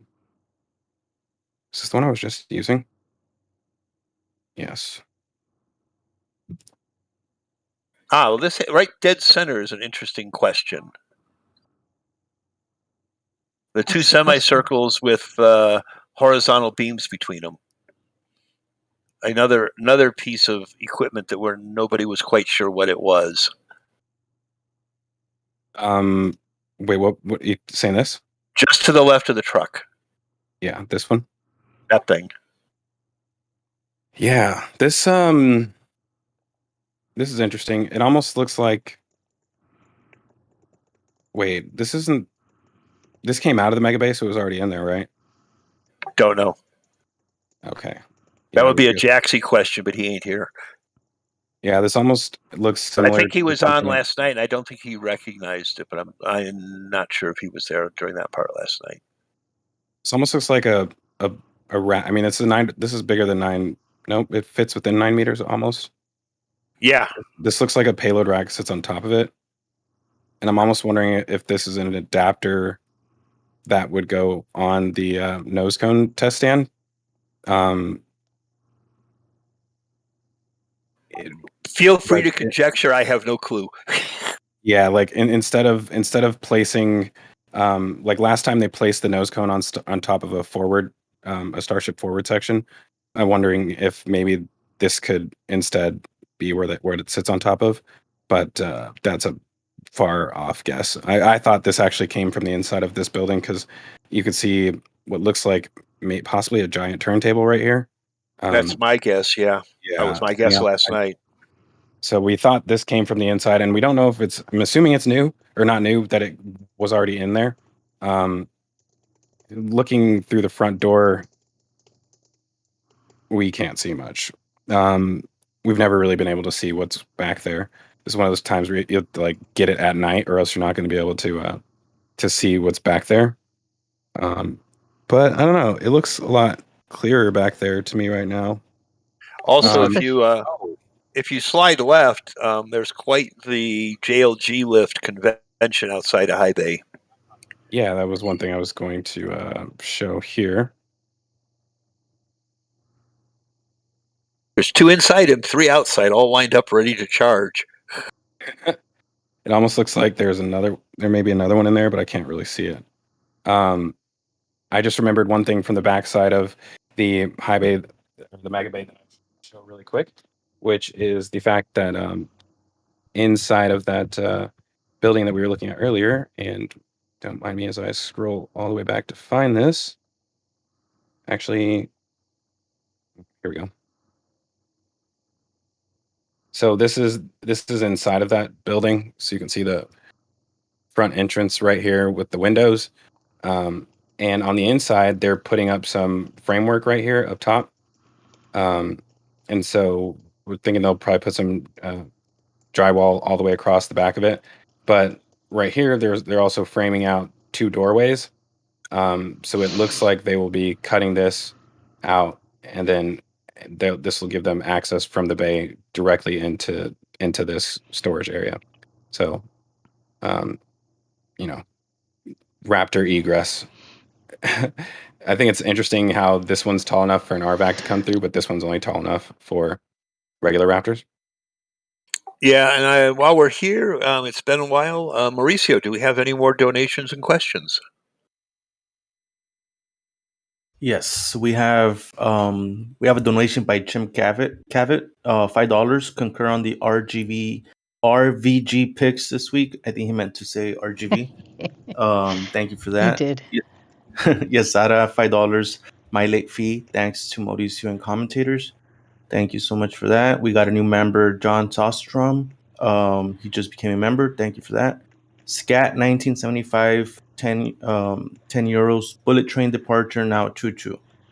And we have some questions. One of them from Cosmic. It says ship comes down sideways. How do you test the nose cone for the force? That's one question.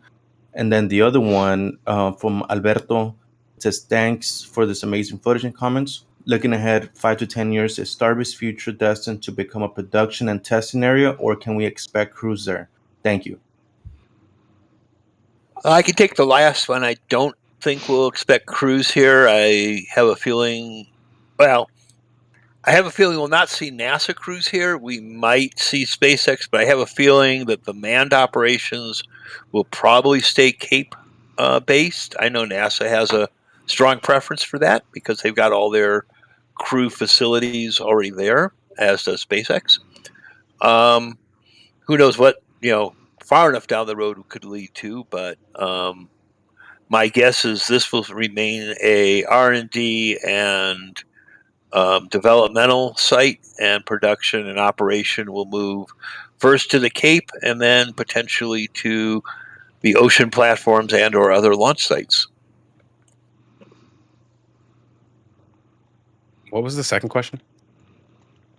The second question was, do you remember an insert? Oh yeah, something about the nose cone that if. Oh, could it be? How would the nose cone simulate the belly flop?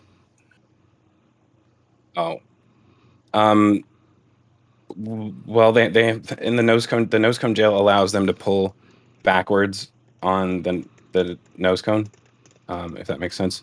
So when the nose cone is in the jail, there's a piston attached right here, and then another piston attached right here, and then this And there's piston also pulls the it. 2 pistons below there that apply the force that the flaps would feel. Yeah, so there's one that pulls it backwards up here, and there's one that pulls it sideways up there, and then there's one on there's one that's on either of these adapters right here for this flaps that it basically attaches actually right here on this little flange. But yeah, actually we're working on, Jax is helping me out on a really deep, long explanation about this and pretty much all of the test structures, so be on the lookout for that. Yeah, moving back to the where we were, Mauricio, did we have more questions on that? No? Okay. No, that was it. Sorry, my mic was You're good. off. But we did get a donation here by Rocket Profit, $50 for Mauricio getting pics of the all new pieces and parts. Thank you so much, Rocket Profit. Keeps us in the air a little bit longer. And that's an interesting thing. You just had your cursor on there because it's not round. It's like the only not round thing. It's Boca Chica. Yeah, this is What do you interesting. It mean? almost looks like a stage. Every other piece of It's a hardware at Boca Chica, hexagon. it's a square. It's a hex. No, I'm saying every other piece in Boca Oh, Chica is there a are hexagon. hexagons, yes. Hexagons and circles. Squares are very unusual. They are. They are dime. They're not a dime a dozen. They're the opposite of a dime a dozen. They're hen's teeth, yes. Thank you. Yeah, no idea what exactly this is. But it's got massive corners. Yeah, weird corners on here. They almost look like feet, like if this were to be a stage or something like that. This isn't what's going at Massey's, right? What we saw dug out in the ground with the big feet. Who knows? I don't think so. When it goes to Massey's Indy, you'll get credit for it. How's that? Sure, I'm down. Thank you. Yeah, we were gonna have to keep our eyes on this one. It kind of just popped up this week, so we're not really sure what it is. But yeah, they've still been making new ring stands in here. I guess when they scrap an old one, they got to make a new one. And there's just it looks like they're changing the design. So, well, that would make sense. I can't really tell what's new about them, but that would make sense if they need to update the design of them to scrap all the old ones. Out here in this side of the yard, we still have that same grid fin out here. I'm gonna get a better image. That looks so big right there. That's crazy.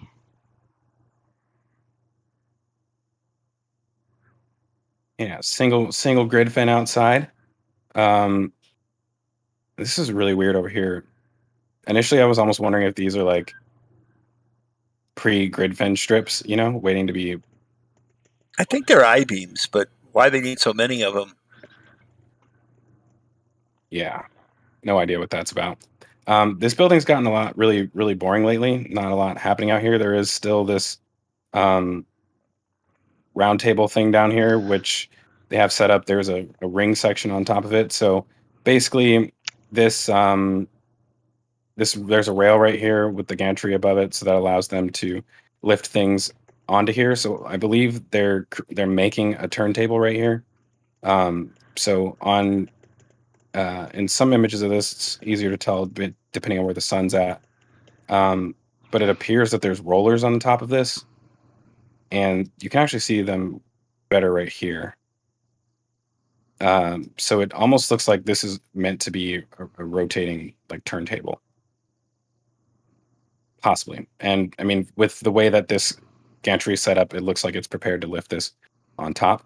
Well, given how they weld things here in the rings, that makes lots of sense because that's typically how their welding robots work, is the robot stays relatively stationary and they put the rings to join on a turntable and turn them in front of the robot.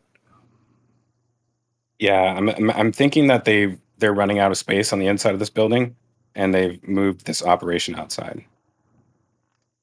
So would normally be something that they do inside of here. Matter of fact, it could be right in this section right now. Not really. There's a garage door.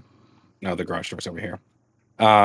Yeah, so I mean, I wouldn't be surprised if they end up expanding this building at some point, but that's probably low on their list of things to do. But yeah, this is just basically an extension of that building where they're building these ring sections out here.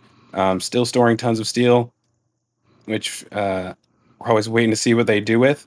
But other than that, I would say there's not really much happening outside here. Yeah, the old ring yard area has gotten pretty quiet. The old dome yard area has gotten pretty quiet. Everything's happening inside the Starfactory, and we don't see much anymore.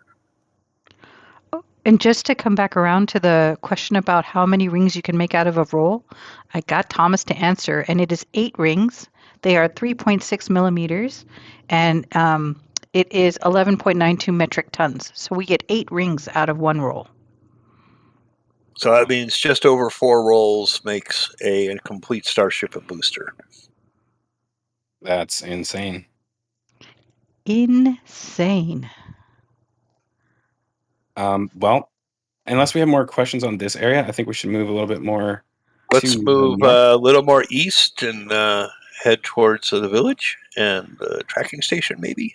Yeah, we had a really cool shot of it this week. Oh, wrong direction. Sorry about that. And I did it again. Here we go. So this is I love this angle of this. You can see everything really well.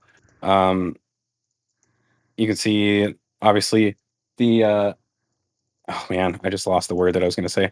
Airstream Park. The first one, second one, probably going to be a third one.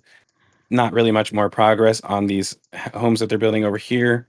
Same thing with these ones. Although this one appears that they made some good progress. I don't think they had a roof last week, so they got a roof up on this one.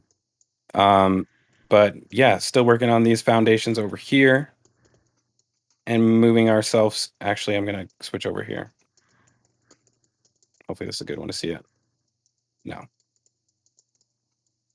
No. Still waiting on these rolls of wire to. We still aren't 100% sure if this is conduit or cable. I'm right? sure that's wire. Conduit comes on a different type of roll. Okay, cool. Yeah, conduit comes on those big open frame rolls. They're like 10 feet in diameter, typically. Yeah, I mean they brought these are heavy duty rolls that are they got copper on them. Yeah, we saw more of them, even more of them get delivered this week. So, man, they're just I feel like they're delivering them daily, but we're only noticing them occasionally.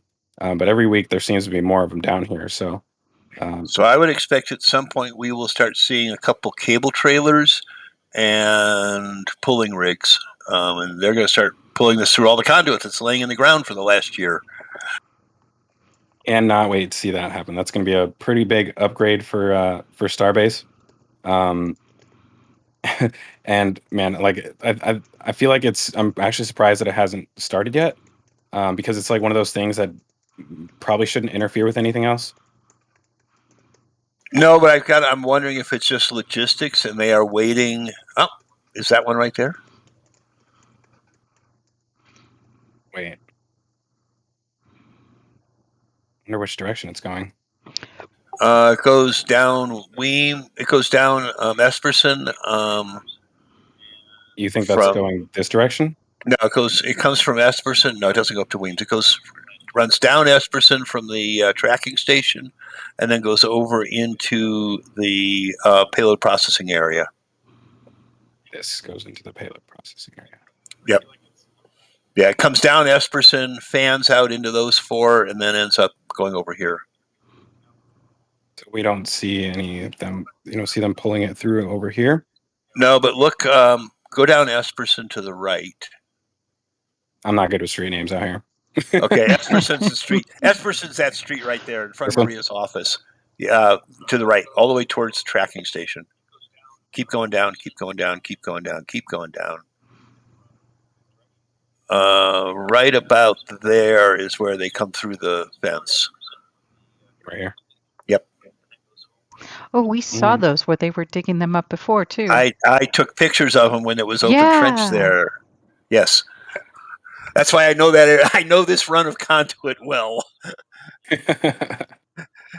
I happened to catch it when I was down there 2 times ago, and that whole shoulder of the road was trenched out, and they were putting in all the conduit and storm sewers.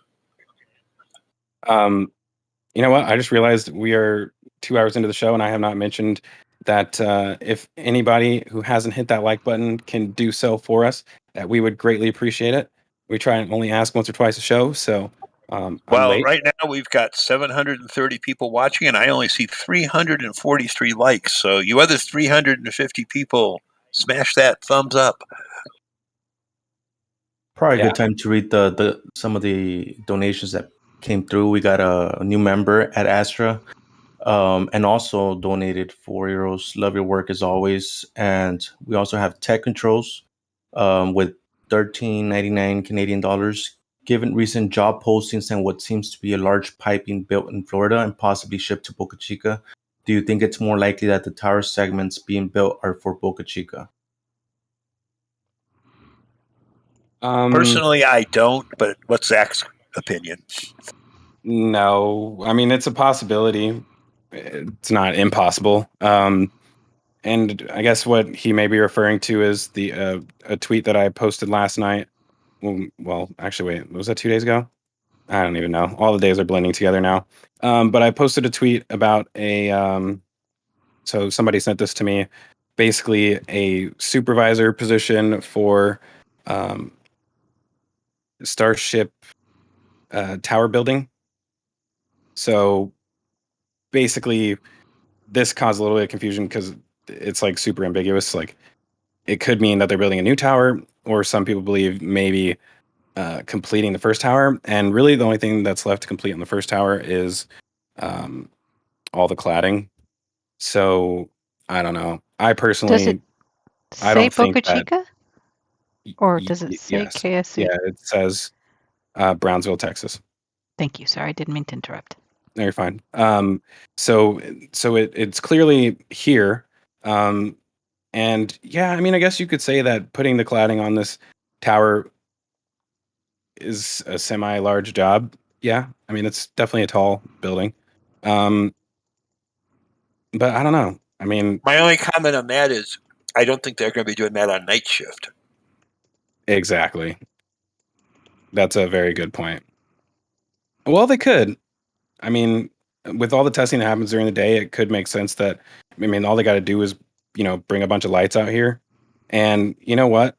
On that note, the reason that they could be possibly preparing this land right here could be to allow a crane to get to the backside over here and lift pieces up. So that would make sense to give them access to the backside of the tower, because there's really no other way to get a large crane back here, other than, I mean, it really needs to back up into this area right here.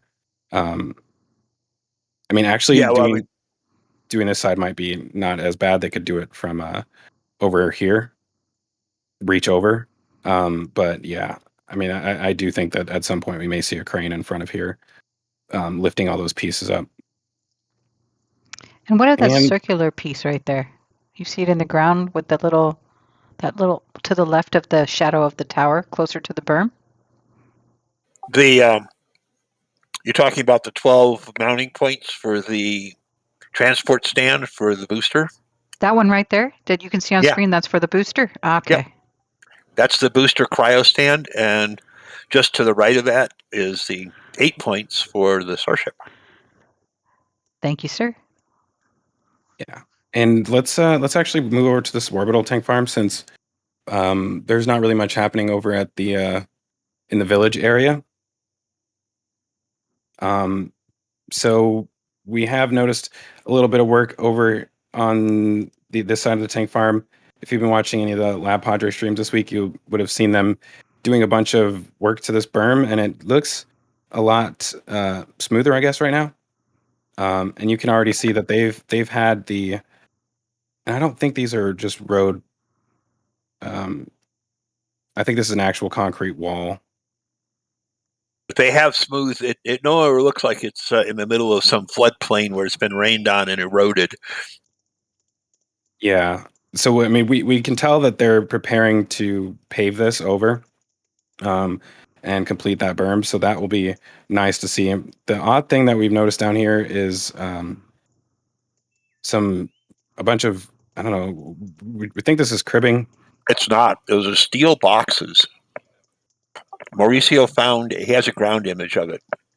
Okay. Yeah. Let's look at a ground image of it then. That was a deep discussion last night when we said cribbing, and then we got the ground image or steel boxes.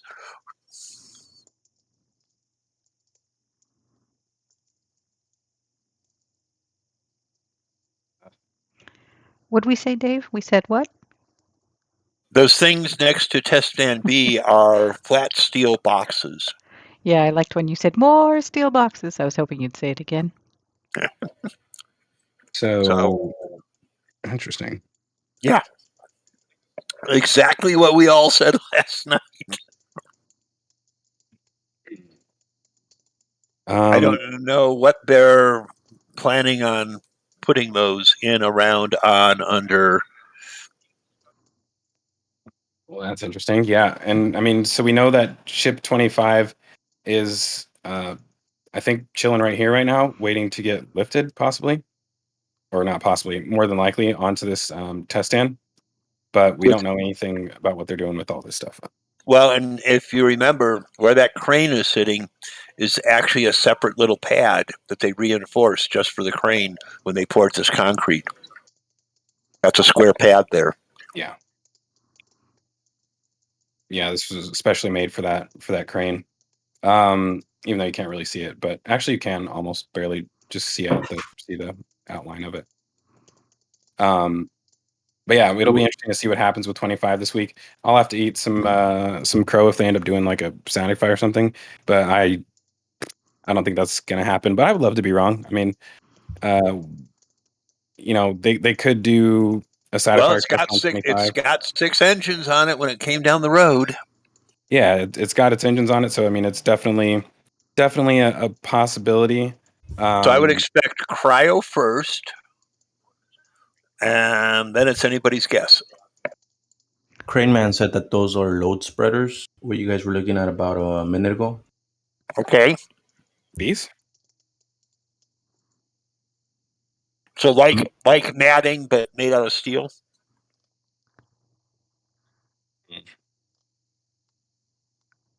Yeah, I just can't think of why they would need that. But yeah, we're gonna have to keep our eyes on that. They're planning on taking the crane out into some of this very unstable dirt. That is a possibility. I just don't know why they would do that. I mean, if they would bring the crane anywhere, I would think it's right here, and this is pretty stable. Well, that hasn't been. That's going to be first heavy load on that dirt. That was just compacted relatively recently. Yeah. Yeah, hopefully we'll see what they end up using this for soon. I don't know if they've actually continued laying it out yet or anything, but we have a question. Sorry, we have a question by Todd Bernal. Where is S25 now? He slept through the whole rollout. So where exactly is it on this aerial view? Well, I hate to tell him he's not the only one that slept through it. Yeah, it moved today, Mauricio, so it's not even in the images that you took. Yeah, it should be right about in front of the crane. Yeah, right about where Zach's cursor is. It rolled out at 8 o'clock this morning in their 2-hour intermittent road closure as called for by the road closure that was published yesterday. PK thinks it's steel cribbing, by the way. He says he saw it from test stand A, where they were relocated. And if you look at last week's flyover, you can see them on A, where the crane sits. Which is now where we have a transport stand. Yeah, So I can see where they forked them out of there. You can see the forklift marks. Yeah. Good call, So Philly. we have both Booster 7 and Ship 24's transport stands over here. This is pretty crowded up here. They've I was even going to say, moved. is that a traffic jam of SPMTs we see here? Yeah, it's interesting how they park everything through here, and then you got to move everything to get these SPMTs out. Well, I think they had to clear the route for the SPMTs bringing 25 over. Yeah, that makes sense. This is just an interesting storage yard to me. I'm surprised they didn't bring this over here, actually. But yeah, I mean, all of this is pretty much just storage, and we haven't really noticed anything else as far as like big stuff moving in and out of here. This area pretty much stays like a constant. And same thing on the landing pad. It's actually been fairly clean ever since they brought B7 and S24 out. They really only have like, I mean, this is pretty much all the remaining stuff that they have to install. So this is the um, remaining shielding for the other leg that needs it for the stairs. Random shielding for the top of the launch mount, which hopefully they actually don't need. And then wherever these vaporizers are going to end up going, for some reason they're out here now waiting to be installed still. So wait, what? Okay. That's just that's the load spreader from the or the adapter for the clamp, or the mass simulator for the clamp testing thing. Kind of threw me off when I saw it. Well, we had an interesting aerial last week when 7 was coming out, that they brought 7 through the landing pad and over to the OLM while there was still a methane truck unloading at the tank area. It's impressive watching them bringing that stuff in here, because they have to like turn through here and then come this route instead of being able to like cut across. But yeah, it's always fun like when you watch time lapses of the booster, because it does a whole rotation as it's like making these crazy turns. But yeah, looking, I guess continuing on forward, the as far as a possibility of them finishing that tower soon, it looks like they're starting to throw some more road base down in here. So that's interesting. Oh wait, did they bury something down there? Good question. Looks like they might have. Look to the right. Is that pipe that's sitting on the fence line all the way to the green pipe there? Could they have put a water line under there? Oh wow. Hold on, let's get a better angle of it. I mean, it's not huge green pipe, but it is green pipe.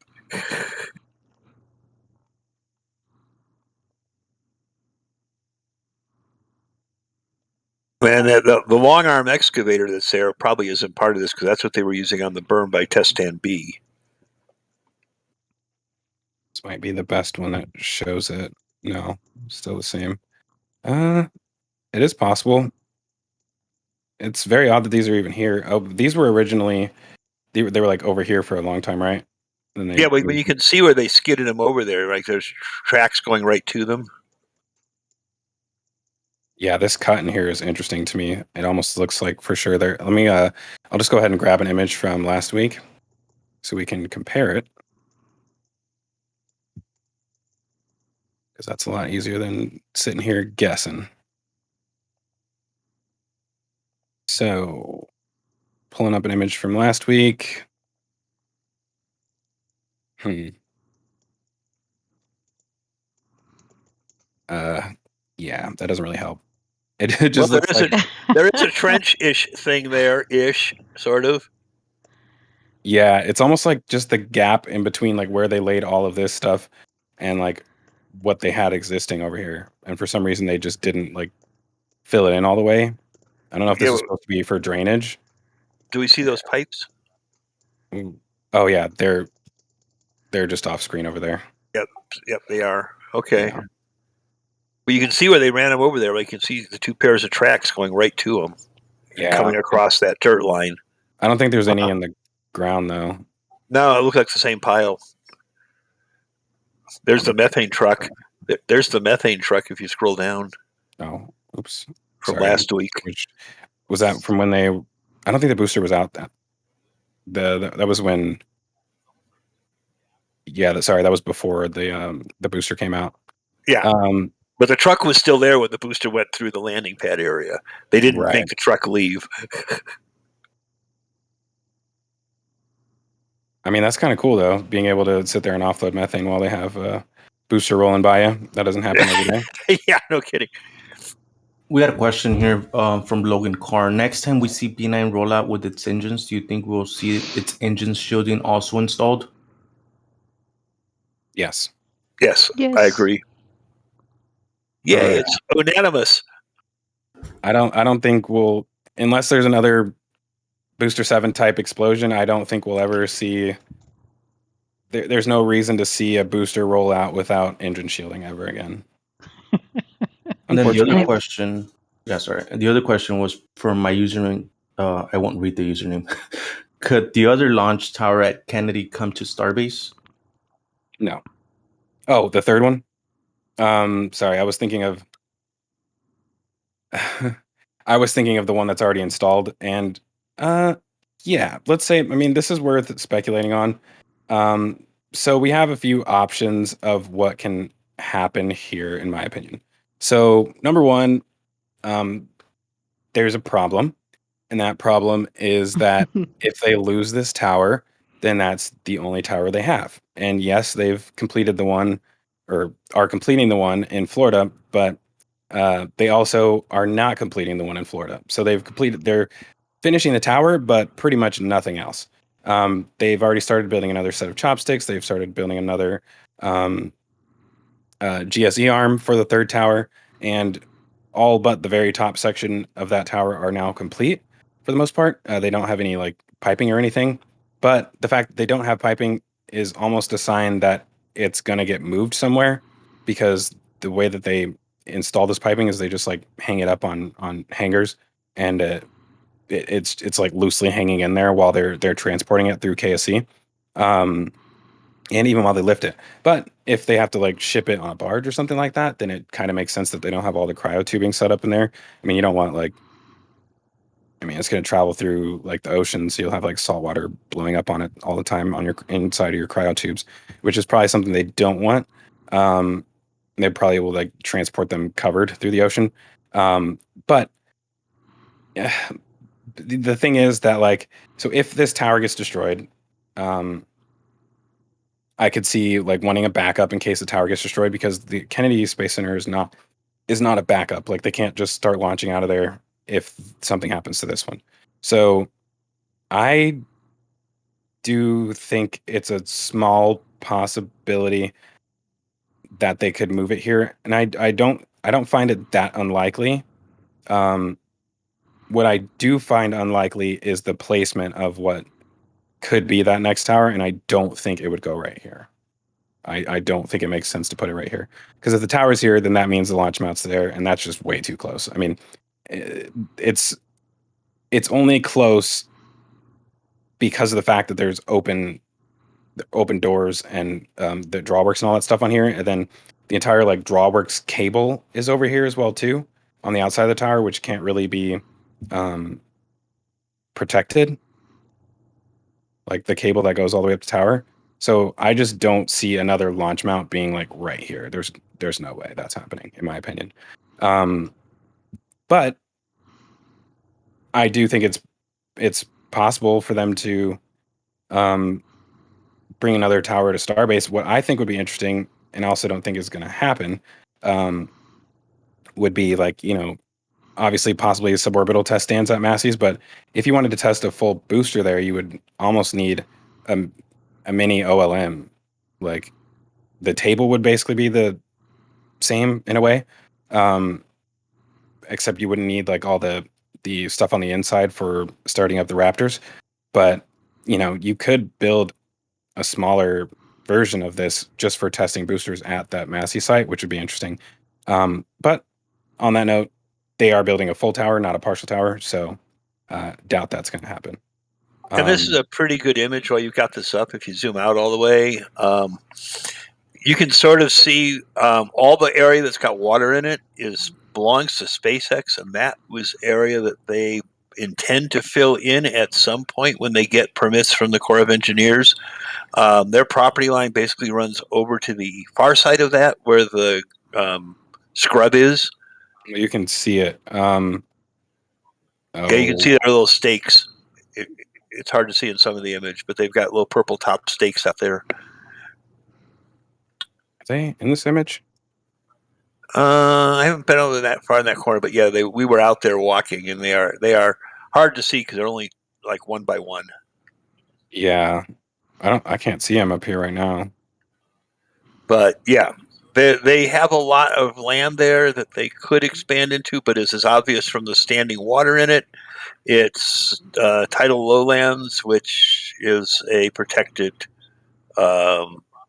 area that needs to get Corps of Engineers approval to take and probably create something comparable nearby.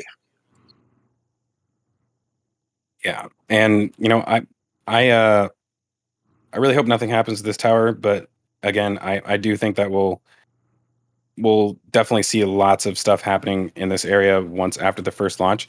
I mean, for one, they may have to do repairs on this tower after that, but I'm pretty confident that we'll see them add water deluge around this after the first launch. So well, maybe first, maybe second. It depends on yes, they may Washington D.C. Doing it after the second launch would probably be more ideal, but that really kind of depends on. Well, yeah, I mean that depends on a lot of things. I'm not going to go into the logistics of that, but yeah, but a lot of it's going to depend on whether the Corps of Engineers lets them when they lets them get a permit and when they issue the permit to fill in the lowlands. Yeah. And this wall actually looks. I do hate the flat wall right here, but it looks kind of cool from this angle. Well, now they just need to put another wedge in the front of the vertical wall. Yeah, if you think about it, like if you could put you put another wall right here, and then you put like a big, huge, solid sliding gate there, so that boosters and whatnot can get through, and then you put a wall all the way around this, like a whole basin. You don't even need a retention pond. The whole thing is a retention pond, and then it's also the whole thing is a flame diverter because it just goes up in the air after that. Not gonna happen, but I like the way that this looks. The wall now. I just want to see the next static fire from the air from drone shots and what the flames do when they hit that. Yes. Nerdle camera has a really good view of what happens when the plume passes over the berm. And one of the things that I noticed is it really didn't really do much. It just went literally straight over it, like, oh, a ramp, and then it goes straight over it. And not as much got ejected up into the air as you would think would happen. And I think part of that is because the plume is very tall. It's not like all the way on the ground. It's like 30 feet tall, and it's moving this direction. So, right. Well, it's because it hits the ground, and then the stuff that hits the ground comes up and forces it back up, and you basically squash it half the height of the OLM, I suspect. Yeah, it's pretty impressive watching that in slow motion, which I've been doing a lot of over the last few days.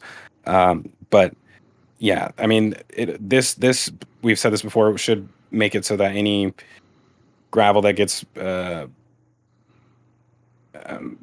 out over here, I guess, shouldn't go over the tank farm. It should hit this wall and then go to the sides, instead of ending up all the way in the street and whatnot. So that'll be cool to actually watch this for the first time. And actually it would be nice to see if there's a noticeable gravel just along this or out here, just chilling, a big pile of it. I think that this is going to perform a lot better this time than it did last time. In my opinion, during the last static fire test, they did not have the fondag down there. But okay, Zach, I got a question for you. In this image, on the shielding above the doghouse, what do you think of the painted everything except for the work hatch? Wait, say that again? So look at the shielding going up the leg this? above the doghouse. There's 2 hatches in it. They painted one and they didn't paint the other. Yeah, the other one was this hatch was open for a while, and then they just like added it this week. It's also interesting that they haven't painted the rest of it. I'm kind of excited to see what it looks like after they get that base paint on all of this, and then it'll all wear away again the same. But yeah. So do you think the paint crew wasn't allowed to use manliths and they only painted with sticks from the ground? It's a possibility. I mean, I think there was just too much else going on underneath here, and so they didn't want to do all that while they had that other test going on. So maybe before the static fire, we'll see them redo this, which would be interesting. That's a good question why they haven't done it already. But it was just interesting. All the paint stops like 8 to 10 feet off the ground. Yeah, pretty much all the way around. Yep. Man, this is the cleanest I've ever seen all of this look. Yeah, you think they might be getting ready to do something? Yeah, this is wild. Look, you can even see, it's tough to see from this angle. Wait, can you see it? Where the markings for where the booster and ship transport stands are supposed to park? I don't think it's right. I don't think it's those. Huh. Well, you can't really see it with the whole shadow of the tower in the way right now. But I'll move on from that. So one thing that we did want to talk about really quick, which I found interesting, because I've been thinking about it for a while, and then Dave happened to ask me before the end, at the beginning of the show, is a topic that I'm pretty confident a lot of you have been wondering about as well. And that's basically, what is the random venting on the right side of the tank farm at the start of testing? And so usually, well, you can see right here, rover 2 cameras right here looking at the launch mount. And we always see venting coming sideways out here and also straight up from right here. And so Dave and I were talking about that this morning. And basically what happens here is, I'm going to want to get a straight angle from this. Might help a little better. I like this. Actually, this might be even better. So, no, it's not. It's really not better. Sorry. So, ooh, there we go. Oh, wow, Dave, we didn't look at this one before. You can see it much better now. So basically what's happening here, obviously you have your pumps right here that send the methane into the bottom of the kettle boilers, through the top of the kettle boilers, then it comes out the bottom. But on top of that is a nitrogen line. And so this line is actually what runs into the bottom of the kettle boilers. And so these kettle boilers are different than the ones on the liquid oxygen side. They don't just purge willy-nilly, like matter of fact, we can go and look at, that was a fun word to use to describe this, but let me pull up an image of the right side of the tank farm, and you can see that with just even a little bit of pressure on the back of these kettle boilers, they will just open up and release the pressure from the inside. But and with a little bit of rust, or they won't close again. But on the methane side, that's not really how things work. And matter of fact, let me see if I can. If there's a ground image showing those kettle boilers.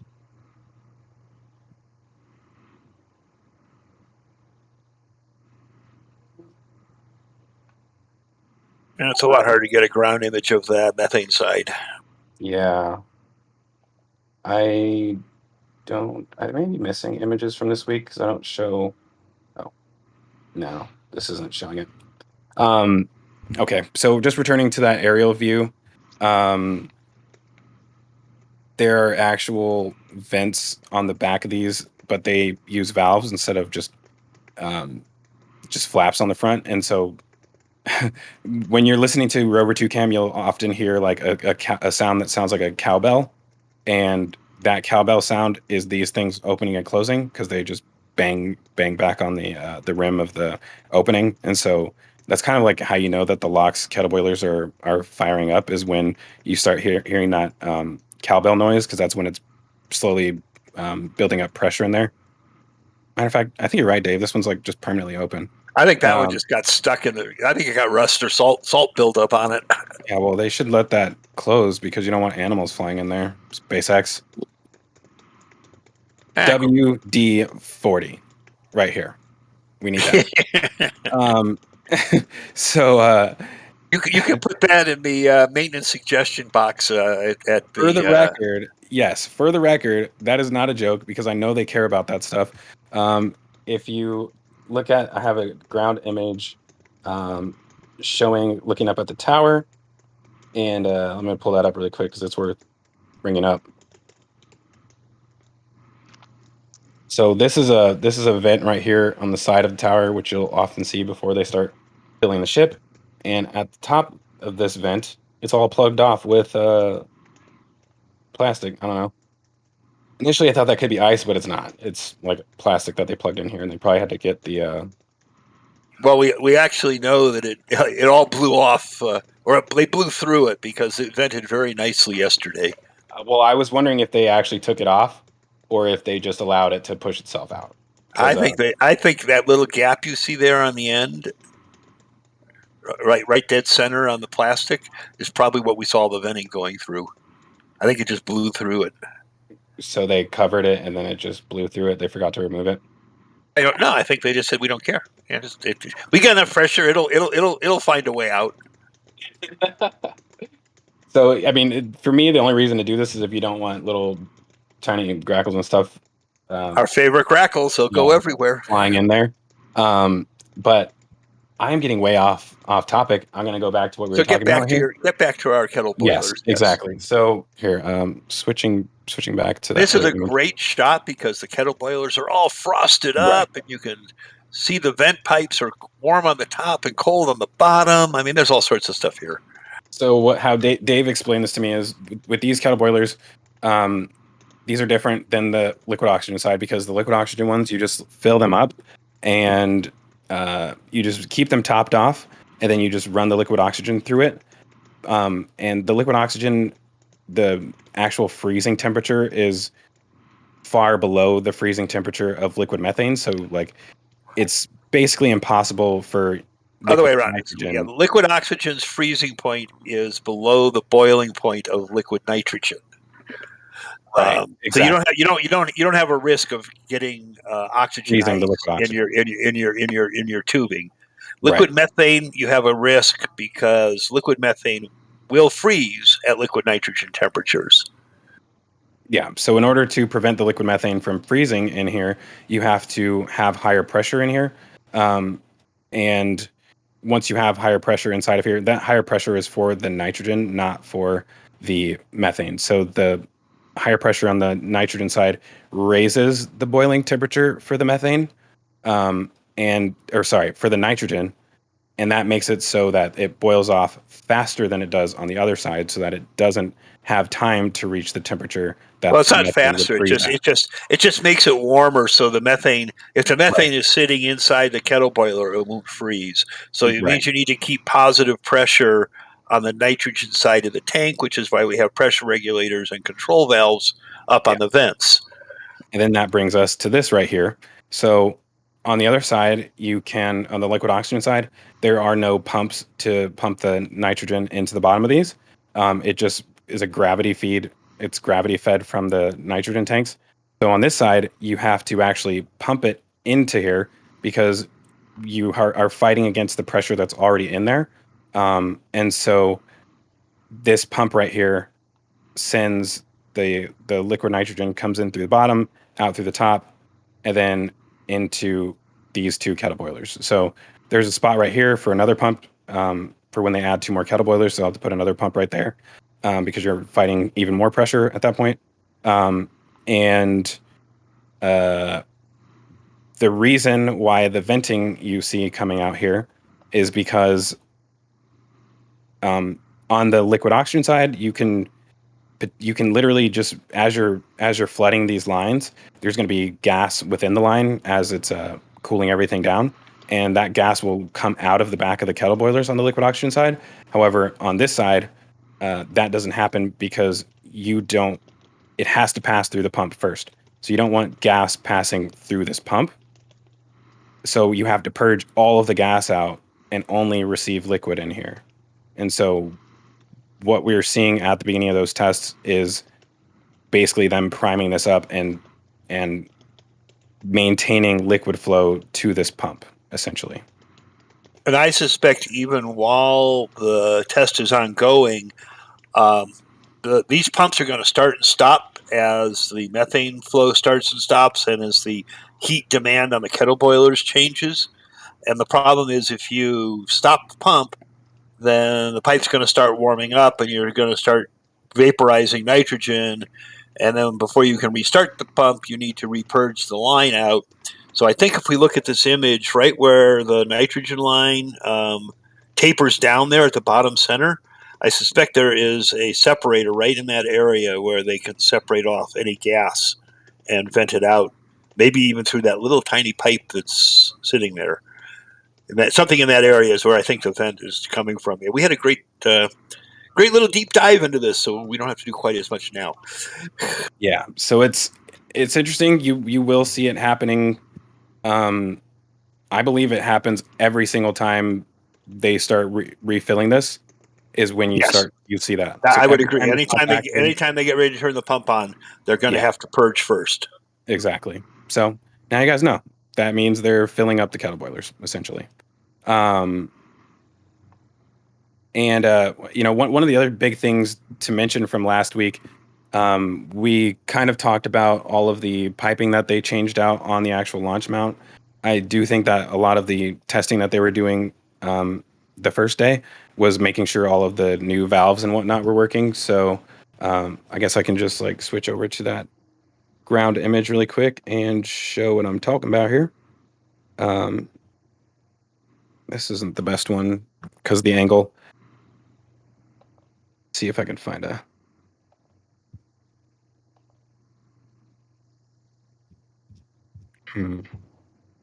Thought I had one that showed this a little bit better. Actually, I don't think you went that all the way over there on that side, further over, did you, Mauricio? Because they were about to close the road. There should be one. There should be one further to the west side. I may be missing an image or two, but you can kind of see it in here. I mean, we talked about this last week. They switched out all of these valves in here. They added 4 new valves. Well, actually more than that. But all of this stuff had to be tested. So I believe that first day was just a GSE test and nothing more. And one of the things that kind of made it obvious that they were testing that methane side was the fact that this... every time the pumps would turn on, this thing would ramp up in its nitrogen gas output. So every time you see these increase in the rate that they're pumping at, you'll also see this increase as well too, unless they're actually loading it onto the booster. So once they are loading it onto the booster, then you'll see this one start to vent more. And I guess a lot of people initially before that test. There's some argument here as far as what we actually call that, the one from yesterday. We know for sure they used methane, and we can just, even without having watched that test, just looking at the tank farm right now, we know that they used methane. So as soon as this activates, it's usually a pretty safe bet that that's what they did. It's confusing if you try and base it off this one because this vents all the time, and it is affected by them pumping, but not as much as this one. So once the actual valves on the booster QD open up and they start actually pumping methane into the ship and booster, all of the gas, you'll notice that they don't purge the tanks. There's no venting from the booster tanks until detank. So all of that extra gas buildup that's happening in there, well, number one, they do use part of it to pressurize the tanks, but any extra gas that's in there actually comes out of a bleed line and then goes straight to this. So this is basically processing purged, what would be purged methane from the booster and then sending it back to these tanks. Yeah. Okay, I'm going to take a short break here because Drop Bear just gave 5 people gifts of RGV aerial photography memberships. So congratulations to Not Tom B, Andy Eshtarak, and Vix, and Bogdan C, and Lawrence Steffens for your free memberships to RGV aerial photography, courtesy of Drop Bear. How long do those last? I think it's about a month. And I think it's a good time just to go through the donations and the questions that we have here. First donation we have is from John Dopker from $10. From the overhead view, it looks like the launch site is at the corner of the tower, but for some reason offset by a bit. Why is that? It is at the corner of the tower. And it, I think, is offset just a little bit. And I believe that's to bring it. Hold on. Let's actually get a better angle of that. Yes, the OLM is not square onto the corner of the tower. It's offset a bit so that the arms have more reach on one side than the other, which makes it easier to stack when you're coming in off the transport stands. Yeah, this is basically the perfect image to see it. And congratulations for Mauricio to get another phenomenal overhead image. Yeah, thanks for doing this barrel roll over the tower. This is crazy. I love this. Oh man, you can even see what's frosty on the SQD arm. Did we have more questions on this? I'm gonna keep scrolling through these pictures. There's more questions and some donations as well. So we got another one from John Dopker, $2, and he says its placement is messing with my OCD. I guess it's in reference to his first question. We got a $25 donation from Rocket Profit for 500 likes. Thank you, Rocket Profit. We got $2 from Jim Cavett. Thank you. And we have $2 from Sharpie, Eye Opener today. Thank you very much. And okay, we got a couple of questions here. It's water deluge for second tower from Hank. Wait, say that again? I guess he's asking, the person's asking, is there going to be a water deluge for the second tower? I think he's asking if the water deluge things we're thinking we're seeing are for a second tower and not for this one. I suppose it's possible. I mean, I think that they're possibly I think the most likely possibility is like the easiest thing if they wanted to add it to this one would be to put a new water tank here, so that way they don't have to worry about altering anything over here. I mean, they could run it along the side of this building, but it would be above ground the whole time, which isn't a huge deal, I guess. But you know, they do. We've talked about this before. They've got these big pipe stands over here, and it looks like they're going to be putting some kind of pipe on top of this that's going to the water tanks. So I don't know. I think it's a possibility that the water could still, whatever water they're going to run could come through here, but it is also possible that this has nothing to do with that.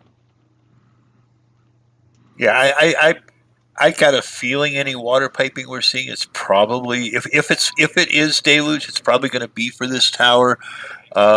Probably not in the immediate future, but probably a little further out. I mean, thinking that to build a tower still takes about a year, so it's a little early for stuff like that if they're going to build a second tower no matter what. Whereas this one's built, I've got a feeling we've discussed in the past repeatedly that most of what they're doing here gets copied to the Cape, and most of what they're doing at the Cape gets copied here. So what's different between the two sites right now is the deluge system. Yeah. All right, You know- we got another question here. How does the detanking work for the booster transfer tube? Direct connection to the BQD? Yes. Yes. The methane tank in the booster is filled through the transfer tube, through the downcomer. So when you're emptying the tank, it comes right back out through the downcomer, through the fill lines. So it's the same line that we filled with. There is no separate fill line up to the methane tank other than the downcomer. Yeah. We got another question here from Rocket Profit. Will the future expansion of the OLC surprise many people? Wait, was that if they watch this show, then no? If they've read the PEA, then probably not. But that's still 1 out of 1,000,000 people in the U.S. or whatever. So there's going to be some people that might be surprised. It's certainly been discussed for the last 2 years repeatedly that what's coming next and what's going to happen as this site grows and as KSC develops. All right. We have one last question here. Could the manifold at KSC be the conversion from the small water pipes from the current water tanks into the large deluge pipe? Is he talking about the manifold with all of the different pipes coming off it? I don't know. That one's tough. I would say not, just because we only have like 1 or 2 water pipes coming off the water tank here, and we don't really need 8 of them to feed into that manifold. That doesn't seem to make a lot of sense to me. Whereas if we're going to replace the existing FireX water feeds, we need more. We need more than just the deluge water out on the launch site. We also need the FireX water.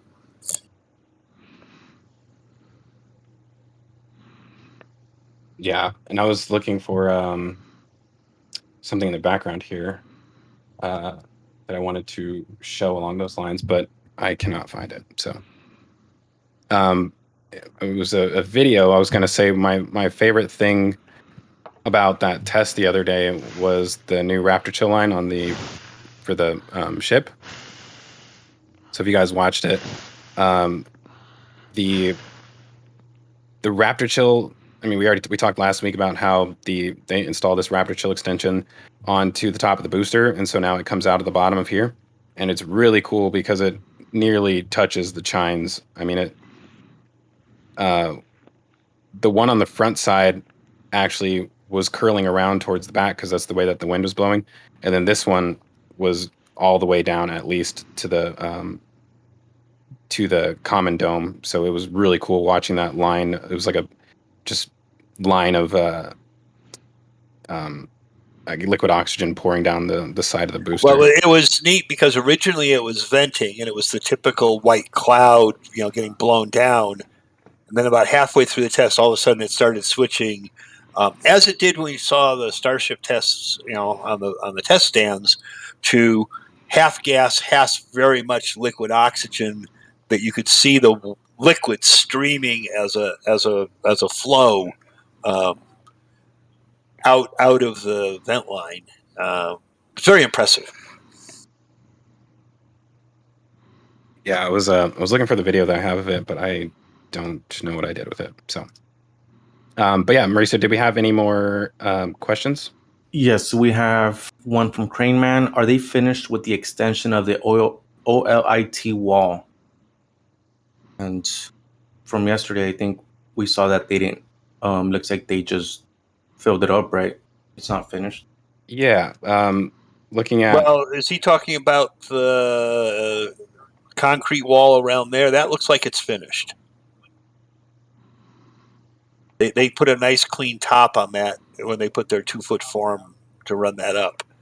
Why it's finished at that height, I have no clue, but that looks like it's finished. Yeah.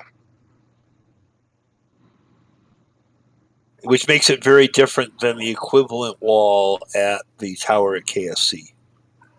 Which is all concrete.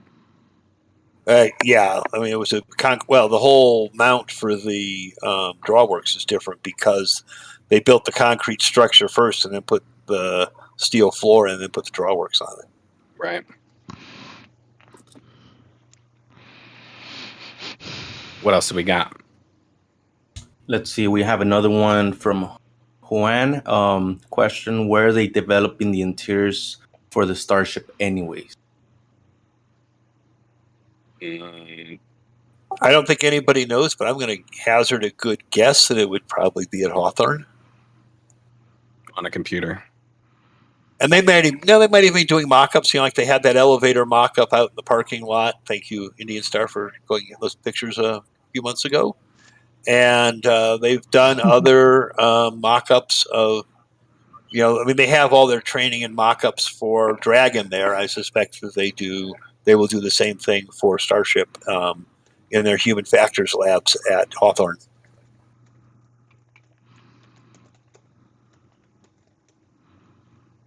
Anything else, Mauricio?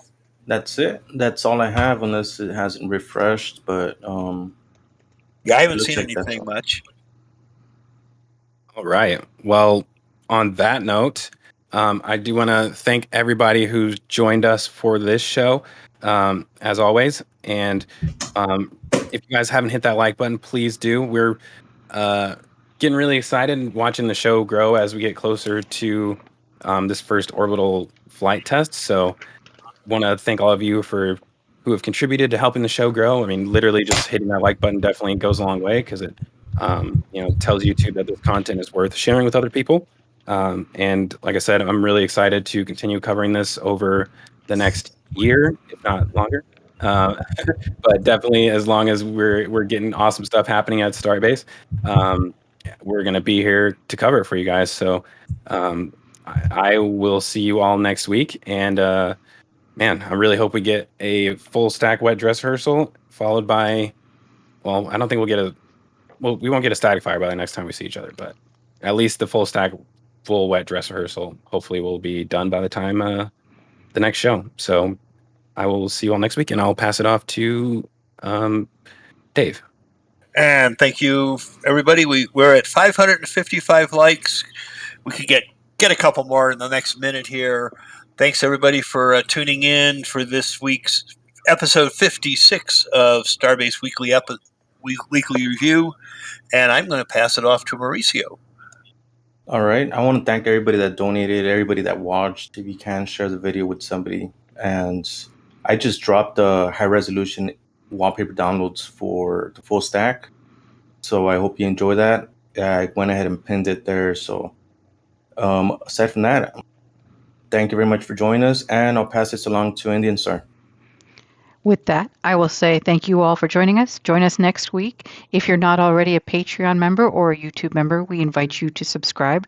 With that, you get benefits that include joining us here in the studio while we record and live stream, and other than that, hope you all join us next week. Hope you all enjoyed the show.